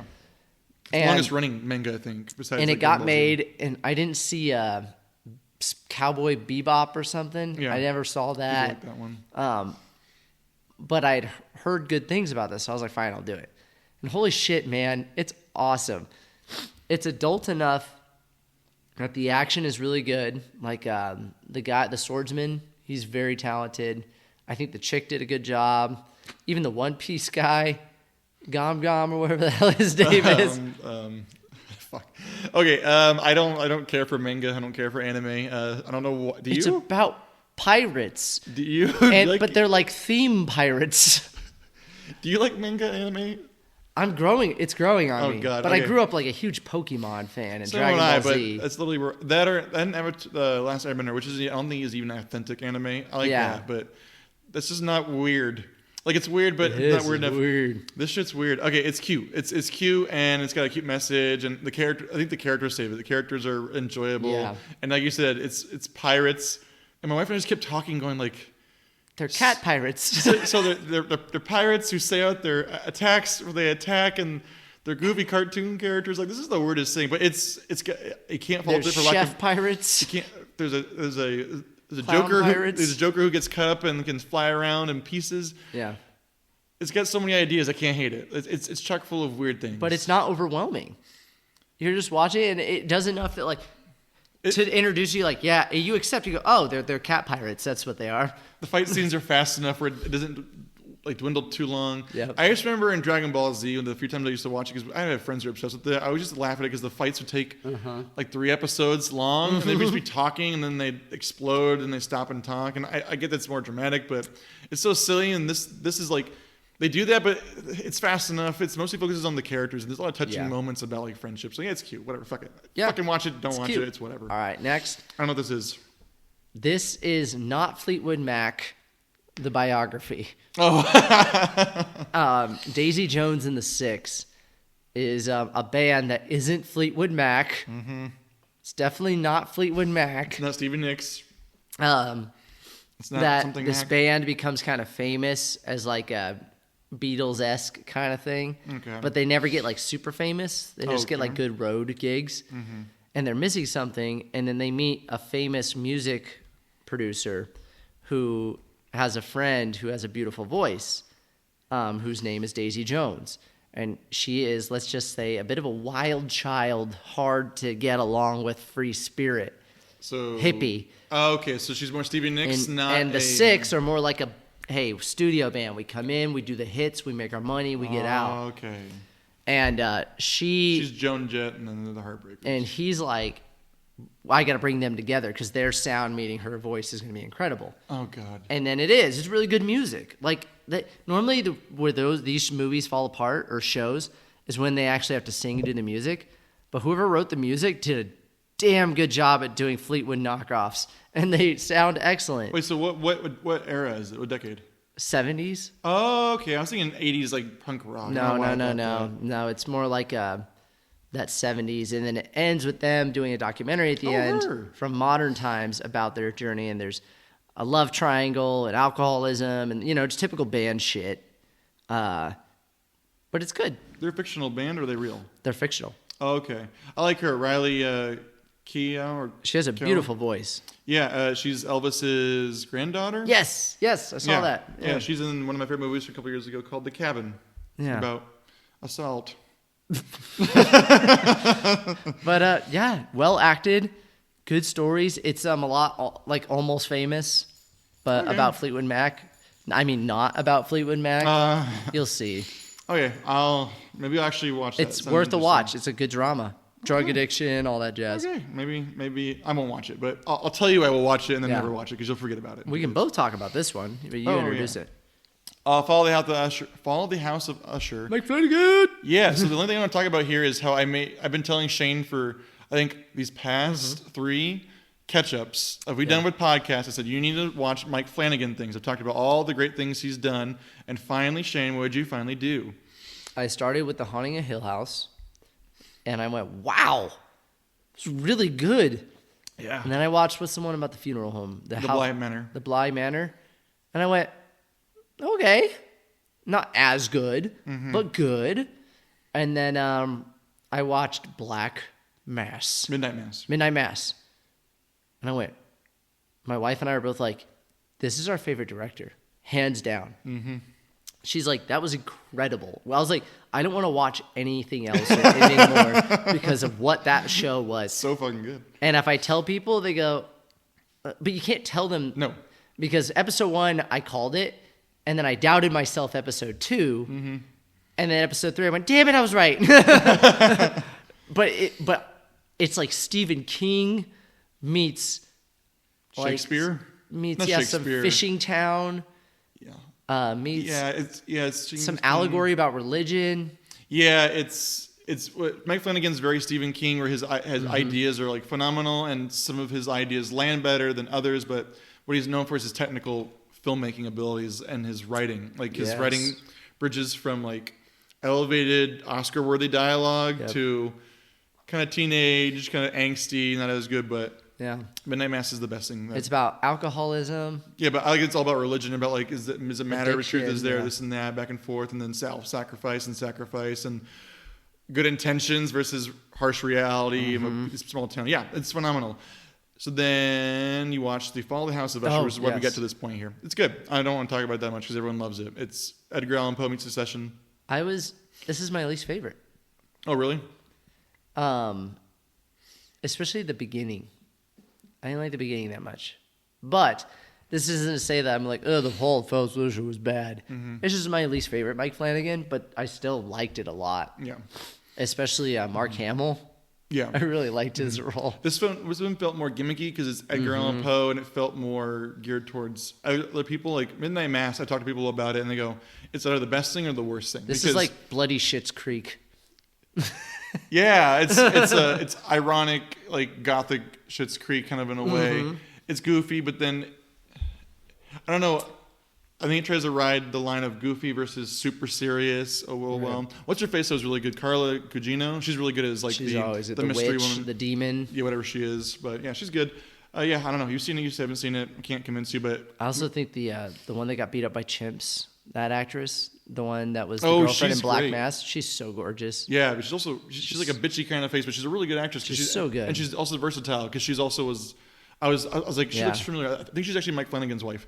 But yeah, but she's diverse of like playing different roles really well too. So this one she had to play like an evil kind of like media mogul, like awful, like kind of gets beaten by chimps. Yeah, it's like a Joe Rogan episode. Yeah. It's haunting. Joe Rogan's just like, I told you this would happen. Last of Us. It's great. Yeah.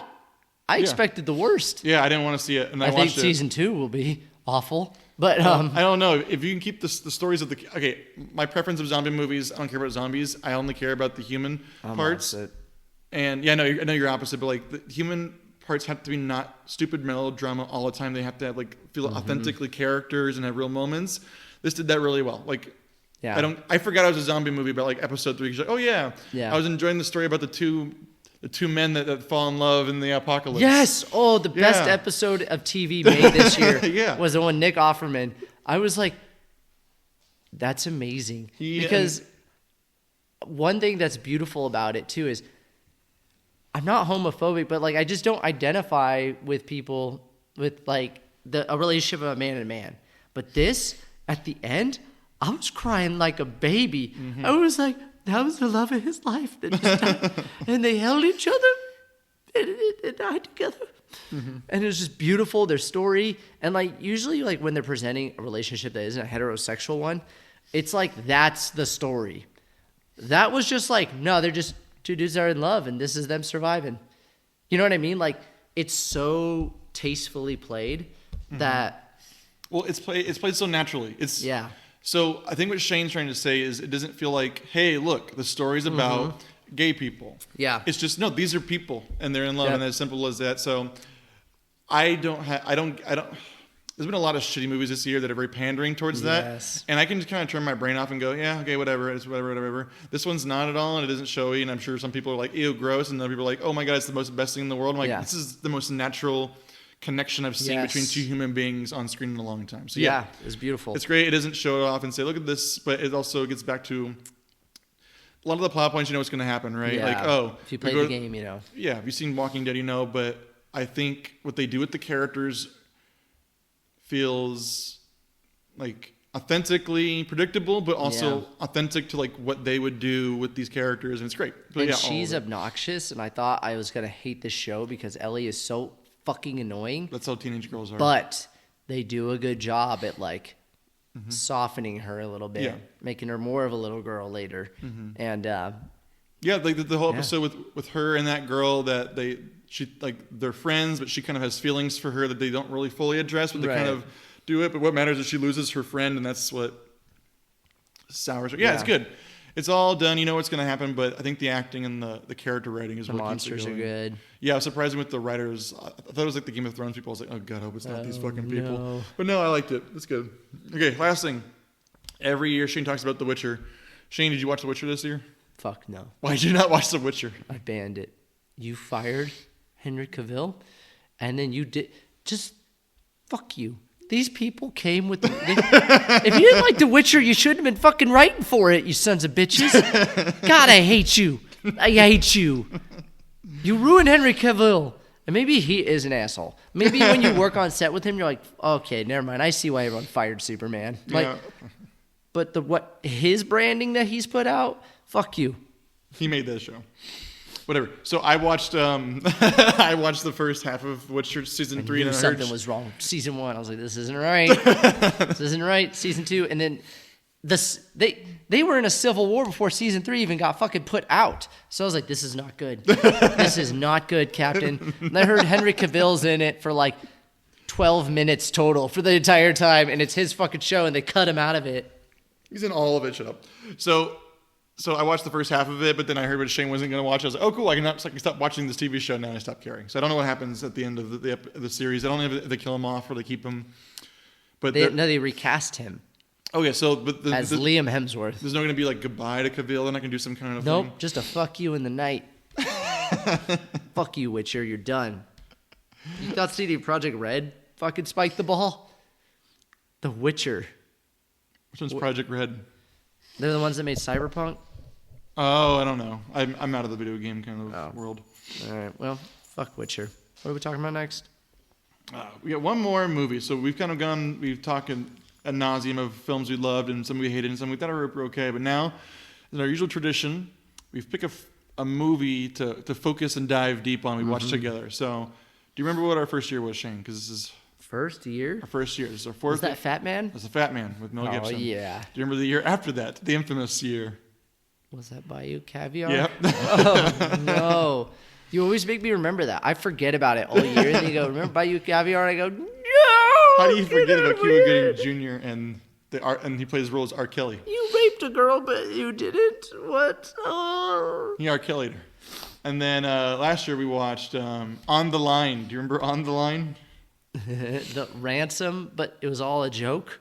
It was all the dream. He's a shock jock. He was like a conservative Howard Stern showing the woke mob. So and then it was a prank that gone wrong. And But then, it was made by a non-English speaking Italian. yeah, I think it's made by a Frenchman. Yeah. And then the end, it's a twist of a twist. They were just messing with him. They ruined his life to mess with him because he's a big prank guy. That was right. It was a prank on a prank. It was like for his birthday, or no, Yeah. it was to prank the assistant, right? Yeah, but then. Oh, because then the assistant gets thrown down the stairs. Yeah. It's a prank of a prank, Yeah. and they ruin his life for that. Yeah. Oh my God, I remember this. Okay, this is how the process goes. So we make a list of the movies, and I say, hey, let's watch one together to review deeper. So I give Shane a list every year. So Shane always happens just to pick the one that just the flight of his fancy for whatever reason. So this year, today, we're in person, and I showed him my plethora of shitty Amazon Prime recommendations. They're like, you're weird, you'll like this shit. And Shane, we went back and forth, but Shane picked the one this time. Shane, what did we pick for the film this time? I picked a movie called Good Boy, and wowie. Kom da, Frank. Det er middag.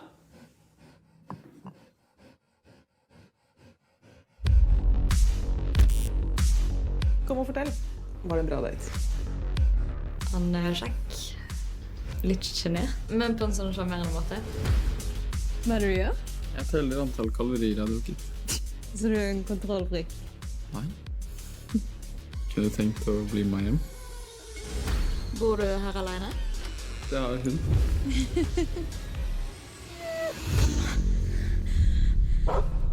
This movie is about a Tinder date gone wrong.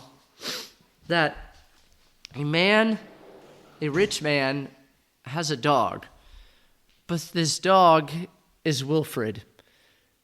But not in a cute kind of like he drinks beer and farts thing. He's a... Oh, no, you can't ruin it. I mean, he's a man that plays a dog. And then this lady comes and she's like, this is fucked, man. You can't have a man that's a dog. And then her friend goes, you need to fucking get woke, bro. And she goes, okay, I'll go have sex with him again. And then she like kind of falls for this dude. And then she finds out that this dog may not want to be a dog. Okay, I'm bleeping all that out because we don't want to spoil this movie, right? Or at least we'll get to it. Mm-hmm. So, I think the fun part was when we picked this movie, we thought it's going to go one way. Mm-hmm. And then the fun part for us was creating new scenarios of what could happen. And then it got disappointing. Yeah. Because it kind of fell under, oh, that's not really creative. And then it redeems itself at the end. Yeah. So, before we go through like line by line here. We'll start first, third. Would you recommend Good Boy to people? Like, sorry, who would you recommend Good Boy to before we get into like the plot? People who like these weird movies. Like, because if my grandma watches this, she's like, I don't like this. And me, I was just like screaming the entire time because I was like, I thought she was. Yes, you need to see it. You need to see it. It's short. It's very quick, and it's just an unsettling ride.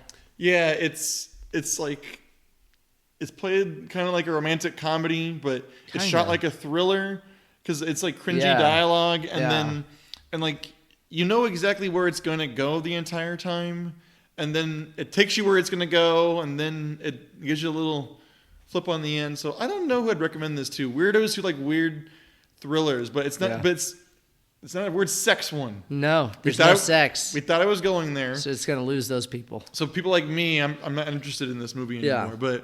But check it out if you want to. The weirdest movie of the year. Yeah. It's Norwegian, so you have to read subtitles and accept some weird fucking. Norwegian is oddly understandable though. It makes more sense. White people get bored; they do weird shit. Okay, so let's break this down. So it starts off immediately, and you were laughing uncontrollably. The movie starts immediately with, it shows the guy in the dog suit. Yeah, there's no build-up and, like, reveal. Like, you think how I picture this opening happening is he's doing dog stuff. Come here, boy. You know, ha, ha, ha, throwing the tennis ball, doing stuff, but you never actually see the dog. You just hear it, and you see action. And then, as it goes on, the reveal is that it's a... person in a dog suit. This just goes, yep, dude in a dog suit. And you go, Oh, like in the first scene. And yep, just dude in a dog suit. Yeah, but looking back on it, because this movie was a roller coaster of we loved it, we hated it, we loved it, we hated it, then we'll get to the ending. Yeah. But like it shows you immediately, but it makes more sense now, the very routineness of what their day-to-day life is. The twist isn't it's a guy in a dog suit, they tell you immediately. It's like, no, there's a guy in a dog suit, but the mystery is what's their relationship? Are they lovers? Are they friends? Is one a captor? Is one controlling the other one? And then it gets so then after immediately we get to the oddness and uncontrollable laughter of a consensual thing. Yeah, but just laughing at this guy in a dog mask is it's hard to get through. So then he goes on this girl that looks like Elizabeth Olsen. Yeah, remind you, it's all Norwegian. So and they go on a date and she's rich. She's kind of an apathetic kind of college girl, right? Doesn't really have a rando college girl. Yeah, but she's like typical. She's always on her phone. She's not dressed up, but he's obviously a social weirdo. Obviously, because there's a guy in a fucking dog suit, but he dresses like Christian Grey from like the 50 Shades of Grey. So he's obviously rich, but he is awkward. They immediately go home and have sex because he's rich, and then she wakes up in the morning and sees the dog there. And so this is where I go, oh, this is going to be one of those weird sex things, huh? And I'm like, oh, yeah. And, like, Ronnie's like, no. And then, like... Because movies nowadays kind of ruin... Because it tells you why it's rated R for. Yeah. And it's rated for language and some, I think, drug or some violent content or some violent content. So I know immediately it's not going to go weird sex route. So I knew too much going in, but go ahead. And I was like, no, she's going to fuck that dog. She's going to have sex with that dog. And Ronnie was like... sitting there, and at some point she goes like, does he have sex? And Ronnie goes, my God, you were right. And I was like, oh. And yes. So first things first, it gets cringy because so she sees that he has a dog and she rightfully leaves. Yeah, she freaks the fuck out. Rightfully understandable, which we'll get to my good scenario question. Would you rather? In a little bit, but like she fucks this guy, wakes up to see this guy in dog costume, and rightfully decides, fuck this, I'm leaving. So then she goes home and talks to her roommate, who looks like her mom. Yeah. I kept wondering if it was the mom or the friend. It's obviously the friend, but it looks like a mom. And then she keeps saying, he's a rich millionaire. I know who he is. His parents are dead. He's wealthy. Go back and fuck him some more. But then later says play hard to get. But go back and fuck him some more for money. She goes, oh, okay, he's rich. Yeah. But she does say he has a good personality, which is one thing in those thrillers. How can psychopaths hide that they're psychopaths? But whatever. Yeah. She likes this guy. He's weird and kind of awkward. And her friend says, like, you should not judge people. Yes. So then they go on a second day and they have a long, awkward conversation of, man, remember like 10 years ago when gay people couldn't be married and were couples? How weird was that? This is the same thing. I'm like, oh God, you're equating these two different things. Yeah, I thought I was like, is this a pro-furry thing? Like, So then this is the part of the movie we got fun for us. Again, because we started creating the ending of the movie. What's going to happen? Shane first thought, is she going to... Oh, I thought she's going to fuck that dog. She thought she's going to fuck that dog because they're talking about accepting like people for who they are, their kinks or whatever it is. I just thought about it. It's still possible that they fucked. We'll get to that in a little bit. So then I was like, no, it's gonna be. He mentions Hitchcock, so I think it's gonna be. Oh, maybe it's the mom, or maybe it's a woman tied up. It's like weird mommy issues, kind of thing. Murder. Yeah, like this and that. And he talks to the dog, this and that, whatever. And he thinks it's real, but no, it doesn't get into that. So then the next step is she goes back to him. They talk about gay people are like dogs. I'm like, oh, that's a really weird connection to do. I don't like that. And then the thing after that it goes to is, does he have sex? Yeah. She asks him, does Frank fuck? Is his name, yeah. And then what does he say? He goes, not in front of me. And I go, oh my God. No. Or not that I've seen. No, it's the exact dialogue is, he fucks behind my back. Oh yeah, that's right. And I was like, oh my God. And Roddy's like, you son of a bitch. You're right. She's gonna fuck that dog. And I was like, and so the whole time we're like, she's gonna fuck that dog until a certain scene happens that we go, oh no. So we kept thinking of these really good ideas and plots, and then I'm not gonna lie, we were a little lit when we were watching this movie. And then we got into the part of pitching ideas for movies, and Shane had the best idea of what we should do with all dog movies. You changed them into dudes in dog costumes like this. So like Marley and Me. Owen Wilson just like petting this guy in like a lab outfit. And then I want to make a movie called Guard Dog. What's the premise of Guard Dog? When you break into a house and Terry Crews just comes walking around, he's like, "You're in the wrong house, motherfucker." He's like this big. And he's like dressed like Wilfred. And the response is, "What do? You shit your pants, laugh, scream? Like, what's your response if you see Terry Crews in a dog outfit?" Oh, in theaters this summer, Guard Dogs.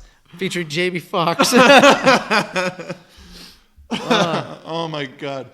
So that was a good idea, and then that movie never goes that fun. No, it does not. It takes itself very, very seriously. Annoyingly. And then it becomes paint by the numbers, and it gets really distracting because I think every 20-minute increments our emotions change. It's like, oh, this is weird. Oh, this is kind of paint by the numbers, boring. Yeah, like, oh no. Okay, maybe. So it changed, but the next scene is kind of paint by the numbers. They go to a cabin after only dating 3 days. She's stupid because she loves his money, apparently. Yeah. And they go to a remote cabin in the woods. Immediately, he takes away her phone. Yep. Says we should be disconnected this weekend, and she goes, "Oh, no problem. Yes, of course." Yeah. And then she has then the house is locked on the inside. The house, she doesn't put two and two together that he locks his doors from the inside. So she needs a key to get out of the house. And it's like, uh-oh. That's what's going to happen. So our rape senses are tingling in our heads going, this is going to get weird, He's keeping people in here. Yeah, we know what's going to happen. And then they're getting sensual to very romantic house music, Norwegian house music. It's like, it's just a root sandstorm. And they're just relaxing, drinking wine, like, and making out on the couch. And then he walks away to go get more wine, and then finally, after an hour of this, Wilfred turns around and goes, "Get me the fuck out of here. This guy's a psychopath. We need to escape. Get out of here, Ricky."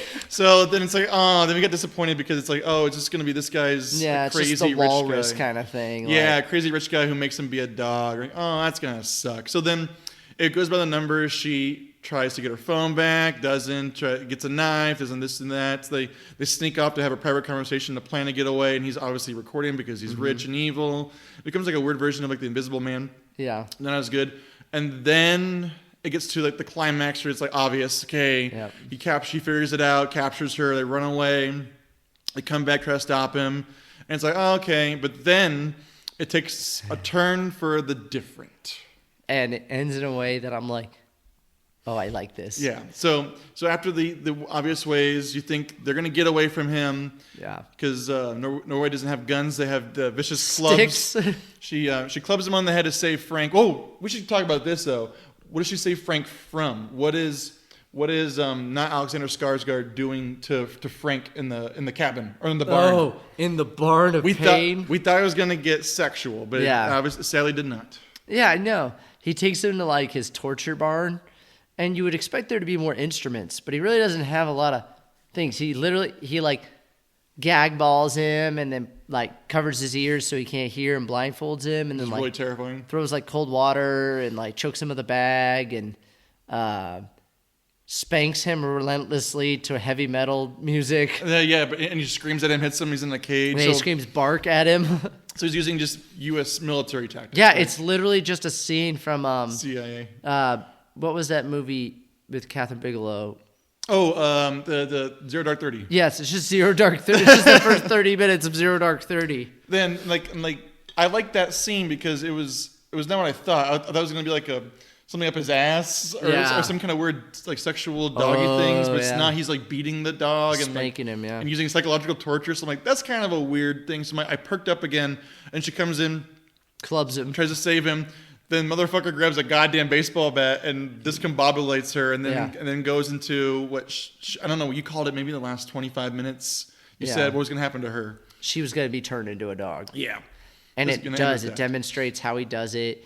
He starts off not totally subtle, but like sit, stay, get up, like commands. Yeah, well, my question is, did he always? I don't think he always wanted to groom her to be a dog, right? He wanted to groom her to be a girlfriend because he cries when he has to hit her. But then it does show like what's the process, and then he makes her into a female dog. Yeah, it's a dog. And then the most disturbing. So then we think it's done. Yeah. It shows Frank can't escape. He's stuck with this guy. This girl, I think Sabine, which is sort of the S. What's her fucking name? Sigrid.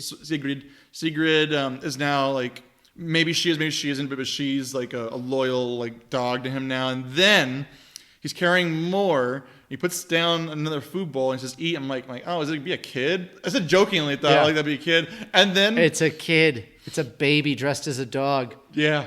He's training it to eat out of the dog bowl. The question is, did he fuck Sigrid or did Frank fuck Sigrid? I don't know, but I don't like it. Yeah. It's got this like light human centipede feel, but it's a little more tasteful. I don't know, like do you think not to be offensive they didn't go sexual because they didn't want to do the fetish thing? Yeah. Because like it's not because like they discuss it might be a fetish thing, but and he's lying obviously because it's a control thing. It's a control thing. He's a monster and he's using it to abuse this guy for whatever reason. Yeah. I kind of like that they don't explain the real story. It's like the Joker kind of thing, like a fake backstory. We don't really know why this is happening, but he's just a monster. Yeah. The point being is, I thought it was gonna go really dark, like sexual, like and get kind of way out there, but it doesn't. It gets kind of subtle. Yeah. Looking back on it, I like it more, but I wish it was less kind of paint by the numbers at some point. Let's face it, people who watch these movies want to see some fucked up sex. Hello. Like, so I never thought I'd say, but I need a little more Ronnie in it. A little more like, where he's like, mount. And you're like, oh no.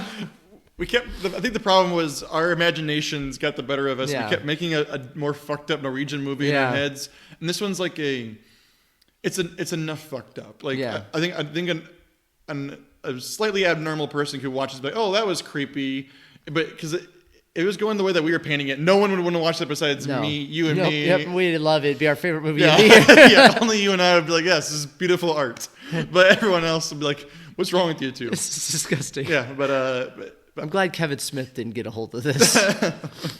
I don't know. I think the ending was enough shocking to like bring me back into it. Okay, cool. You had a little edge because I was worried it was going to end with they escape. Yeah. And it's whatever, trauma bad. It's okay to judge a book by its cover. It's a fucked up cover like that. So it leads me to the most important question. Shane, you're wined and dined and fucked from behind by a beautiful, pick a hair Norwegian color. man. A beautiful Norwegian man. He has all the money in the world, so you can stop going to school and you can do whatever you want to all the day. But you wake up the next day after a beautiful lovemaking session, and there's a fucking dog staring at you in the face. It's a man dog in a costume. Oh, I want a women dog. No. Fine, woman dog. We'll reverse all the genders there. But you're a gay man, so I don't get. Oh, okay. Yeah, remember you're a gay man. Yeah. Well, maybe I go both ways. Okay, whatever. Maybe I'm like Leonard Bernstein. Did you mention he was gay? I'm like Leonard Bernstein. We also didn't mention he was a Jew. And he smoked. Oh my God, I want to talk about that too. I forgot. I don't know if I want a cigarette or I'd never want to smoke again because Ernest Bernstein just like blew through those fucking things like crazy. It composed music. And I'm gay. Gay. So, would you keep fucking that man, that beautiful, beautiful Skarsgårdian man? You asked me this question during the movie, and I said, I just kind of thought, I went, and he's rich? Tell me, darling, Yeah. would you fuck I was like, this man? For like billionaire money, yeah, I could get over it. I could get over it real quick. It's multi-millionaire, only multi-millionaire though. Oh, so we're talking like Ford dealership rich. Yeah. Yeah. I could get used to it. Fuck it. Like, fuck it. Yeah. You know how hard it is to be rich? No. I'm in.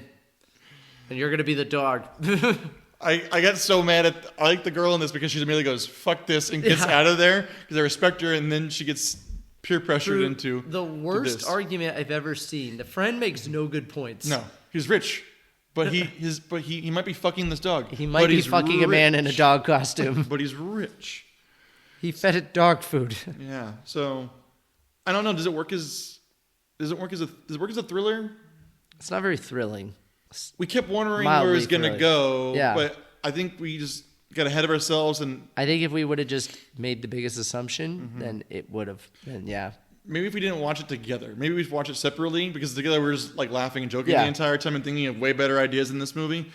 But I liked where it ended, and I liked some parts of it. But yeah, for an hour and like this an hour and $12. Yeah, for maybe $12. It's weird Norwegian shit. Yeah, just we ruined it. But see The Good Boy. Well, don't see it now. We spoiled it. But if you skipped ahead to this point right here, see it. It's worth your $5. And it's not furry porn like you thought it would be. Yeah, we had the theory that it's going to be furry porn. It's going to be pro furries. Yeah, some pro furry propaganda. It takes like 45 minutes to get to like its point. Thrilling points, because it's just kind of like flat and dramedy, a drama kind of shot. Like it's just like the dialogue's kind of cringy, and then it's just like it's a dog. Yeah. There's no sting. I guess the lack of music kind of applies that, but really it's kind of bland, and then it has weird peaks, and it's got a good creepy ending. I don't know, but oh my god, you talked. Good boy.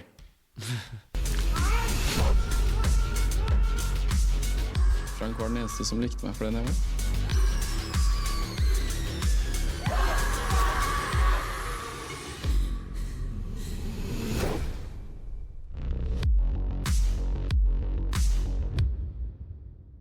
I think that's everything. Shane, other... I can't think of any others. Any other movies that pop into your head? Did you see Evil Dead? Evil Dead Rise. Fucking awful. It's fine. It's fucking awful. I thought it was fine.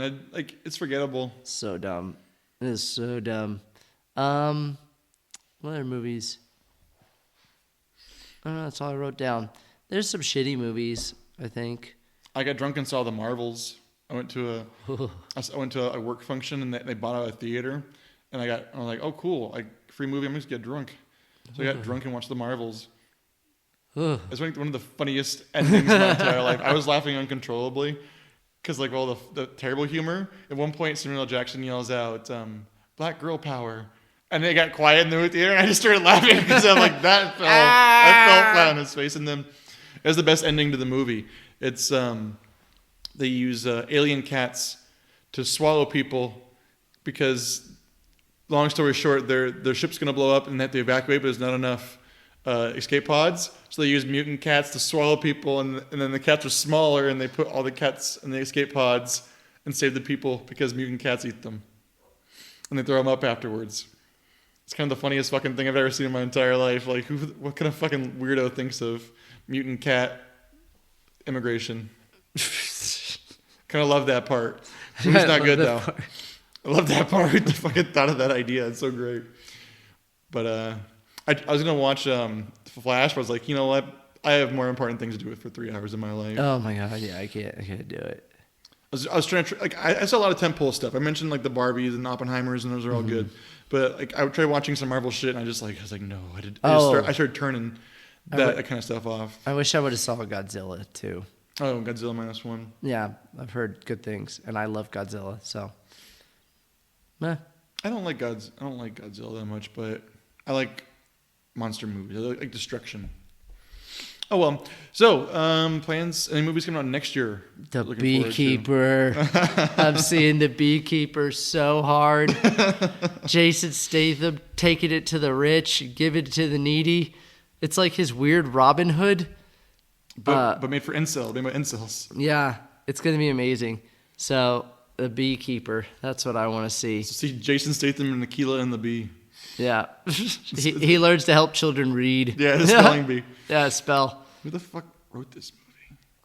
Oh, it's probably AI. Oh, David Ayer. Yeah. That's the guy who did Suicide Squad and it's gonna kick ass. It's gonna kick ass. You did that movie with Brad Pitt and Shia LaBeouf with the war one. Fury. I never saw Fury.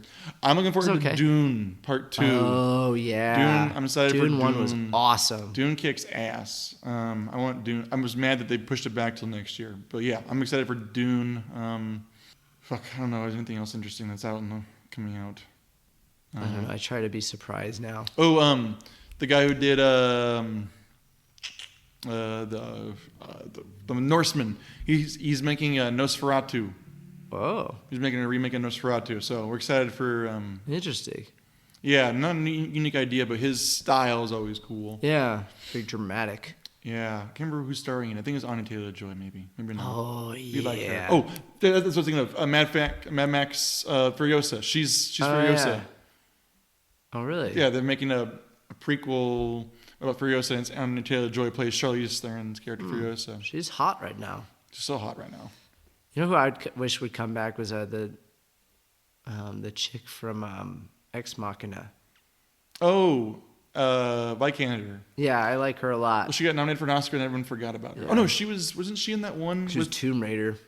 Yeah, that flopped. I think she was in that one with Eddie Redmayne. Where was she in that one, or was that Jessica Chastain? Where he's like the bad nurse, right? He like murders people. Ratchet? No. No. It's like a weird. There it is. What's the movie called? He's weird looking. He's so weird looking. He always plays weird things. The Good Nurse. You know this one? It's a Netflix movie. I wanted to watch this, but my wife can't handle it. Oh, it's Jessica Chastain. Never mind. I don't know. I don't know what Alicia Vikander's did. I don't really fucking care anymore. But she's pretty. Oh, Civil War. The Alex Garland one coming out. It's about a civil war in America. Oh, yeah. I like Alex Garland. I'm so sick of it. Well, because you're afraid of the real civil war between the nerds and the incels. They're both fight for who can get laid the least. We'll see what this movie year brings us. This one was pretty good. Now I think about it, I think 2022 is better. But yeah, I think those more epic. Well, I think we both saw more similar good movies last year. I think we had a lot of common ground on like great movies. Like there wasn't a Northman and The Menu, which you like more than I did. Or what's the The Menu? You like The Menu a lot. But yeah, well, how's it going in writing our script, Shane? I don't know. Have you written a word? Me either. So, well, I don't know, man. Fuck you. We're make busy. a podcast. Yeah. We've had a very eventful, busy year. You didn't send us money, so I couldn't quit my job. I know. We're trying to do this. This is your fault. It's all your fucking fault. But if you're still listening, thank you. We appreciate this. This is wrapping up our 4th year wrap up. Bye. Let's talk about Good Boy with Corey.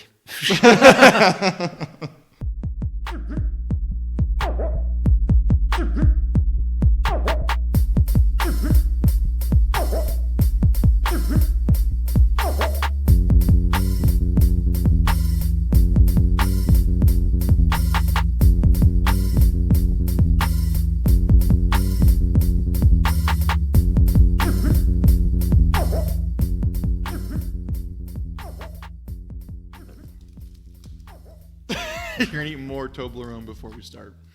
Oh. Okay. Give me a second. We look like we're in one of those like basic bitch podcast studios. And the camera's over there. Mm-hmm. They are pink. Cans pointed. We're about to talk about dating in whatever city we live in. And we have like things in the background behind us where it's like neon, and then like some kind of travel thing and show like areas that you can have travel together, like as a gay couple. Yeah, be pretty good. What would our gay travel advice podcast be called? Transatlantic.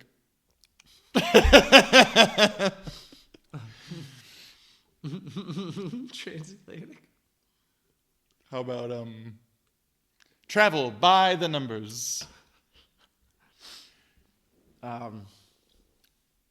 Positive travels.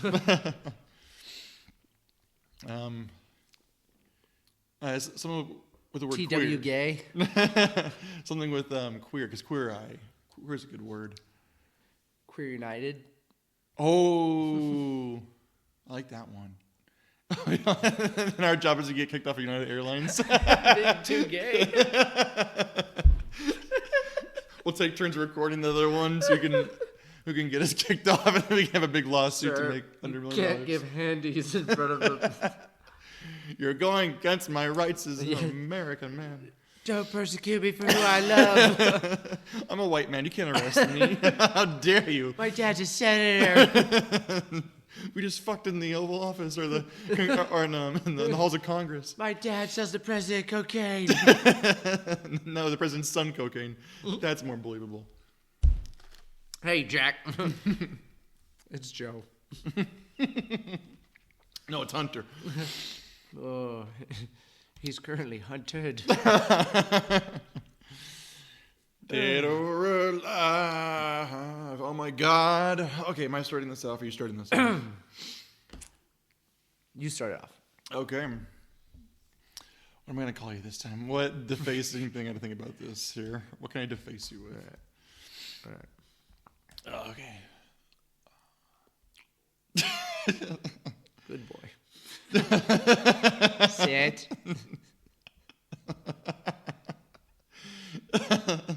Now speak. That's how you intro this. That's how we intro that movie.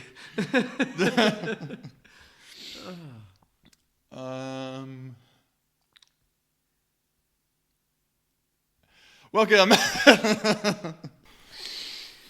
Oh, let's actually Google some pup play here. Let's figure out what's going on with this. All right. Okay. This is all cuttable. No, it's not. It's all on YouTube. It's going to be fine. It's all good. Okay, it's looking up this. Okay, there we go. So what should I type into my YouTube browser? That's definitely not in incognito mode right now.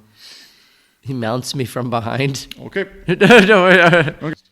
Okay, so I'll type this in. Do you think they'll actually have it on YouTube? Oh, my. Oh, it falls under education. It's just educational thing. Oh, dogs are people too.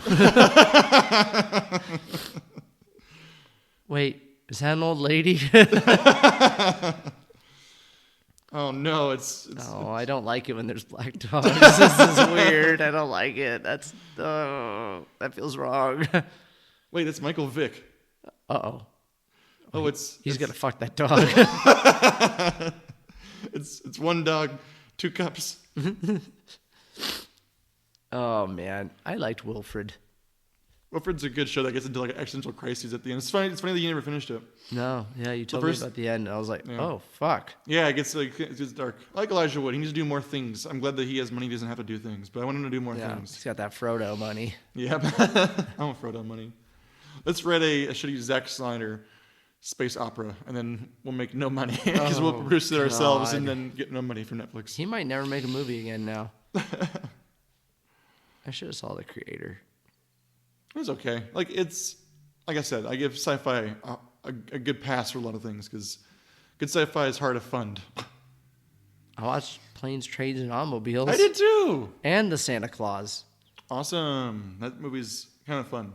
I laughed really hard because the quote was in there. Yeah. Where he's like, we drank brown liquor, field dressed a cat, and looked for women. when Tim Allen does his like a stand-up kind of humor, his 80s just like cocaine rattle, make fun of for like liberals humor is funny. I enjoy that, and then it gets all sappy and annoying. Yeah, and I never knew he was conservative, but like, oh really? I've noticed that Tim Allen's always an asshole though. Oh, I think he's an asshole in real life. Yeah, I think he's just got this assholiness to him. I told you the story right about the time I found the Tim Allen book, right? Yes. Okay. So I told on this podcast. I'm pretty sure I told before, but I'm a weird book reader. So like my dad, in his job, he was clearing out a library one time, and they just donated books, and he said, "Here, I'll take some of these throwaway books to my son, and he'll look at them." So he dumped out a bunch of books and said, "Look at these books." I said, "Thanks, Dad." So I was looking through the books. Kama Sutra, Dad. Yeah, so I was looking through these random books, and then one of them was like a biography of Tim Allen. Like, God damn it! If I gotta remember what the fuck. Let me look at this up. I can't. A biography by Tim. It was a biography, like in like the '90s. celebrities would write their shitty biographies that are Yeah. probably ghost written and his funny and silly anecdotes. But Not as good as Green Lights. no, goddamn, I should have bought an audiobook for you for you because you're such a huge McConaughey fan. Yeah. Oh, God damn it, where's your fucking? Anything McConaughey does, big fan. Yeah, he's like no self-awareness. No. I'm Alan. I'm not really here. No. Friends got a couple of them. Alan lay bare. No. Yes. It was "Don't Stand Too Close to a Naked Man" by Tim Allen. That was the biography that I got, and I opened it up, and then at one point he's giving like advice about how to pick up chicks, and then about like getting sober from coke. But he's writing it while he's high on coke. So. Yeah. But yeah, there you go. Speaking of which, since we're both inebriated and talking rambling here, you still haven't seen Big Trouble. We should watch Big Trouble. It's a comedy by Tim Allen. It's got a stellar cast. It's about them finding a nuclear warhead in Florida. Oh, Jesus. It's got Johnny Knoxville, Tom Sizemore. No. It's got Renee Russo. It's got Jesus, Jason Lee. He plays Jesus. It's got an all-star cast of people. It's a stupid comedy. It sounds insane. We should watch porn. Oh, sorry. I'll put back in pup play. Here we go. And they're mounting. Oh boy, it's kind of hot. I'm gonna ask my wife to dress up like a dog. Cut.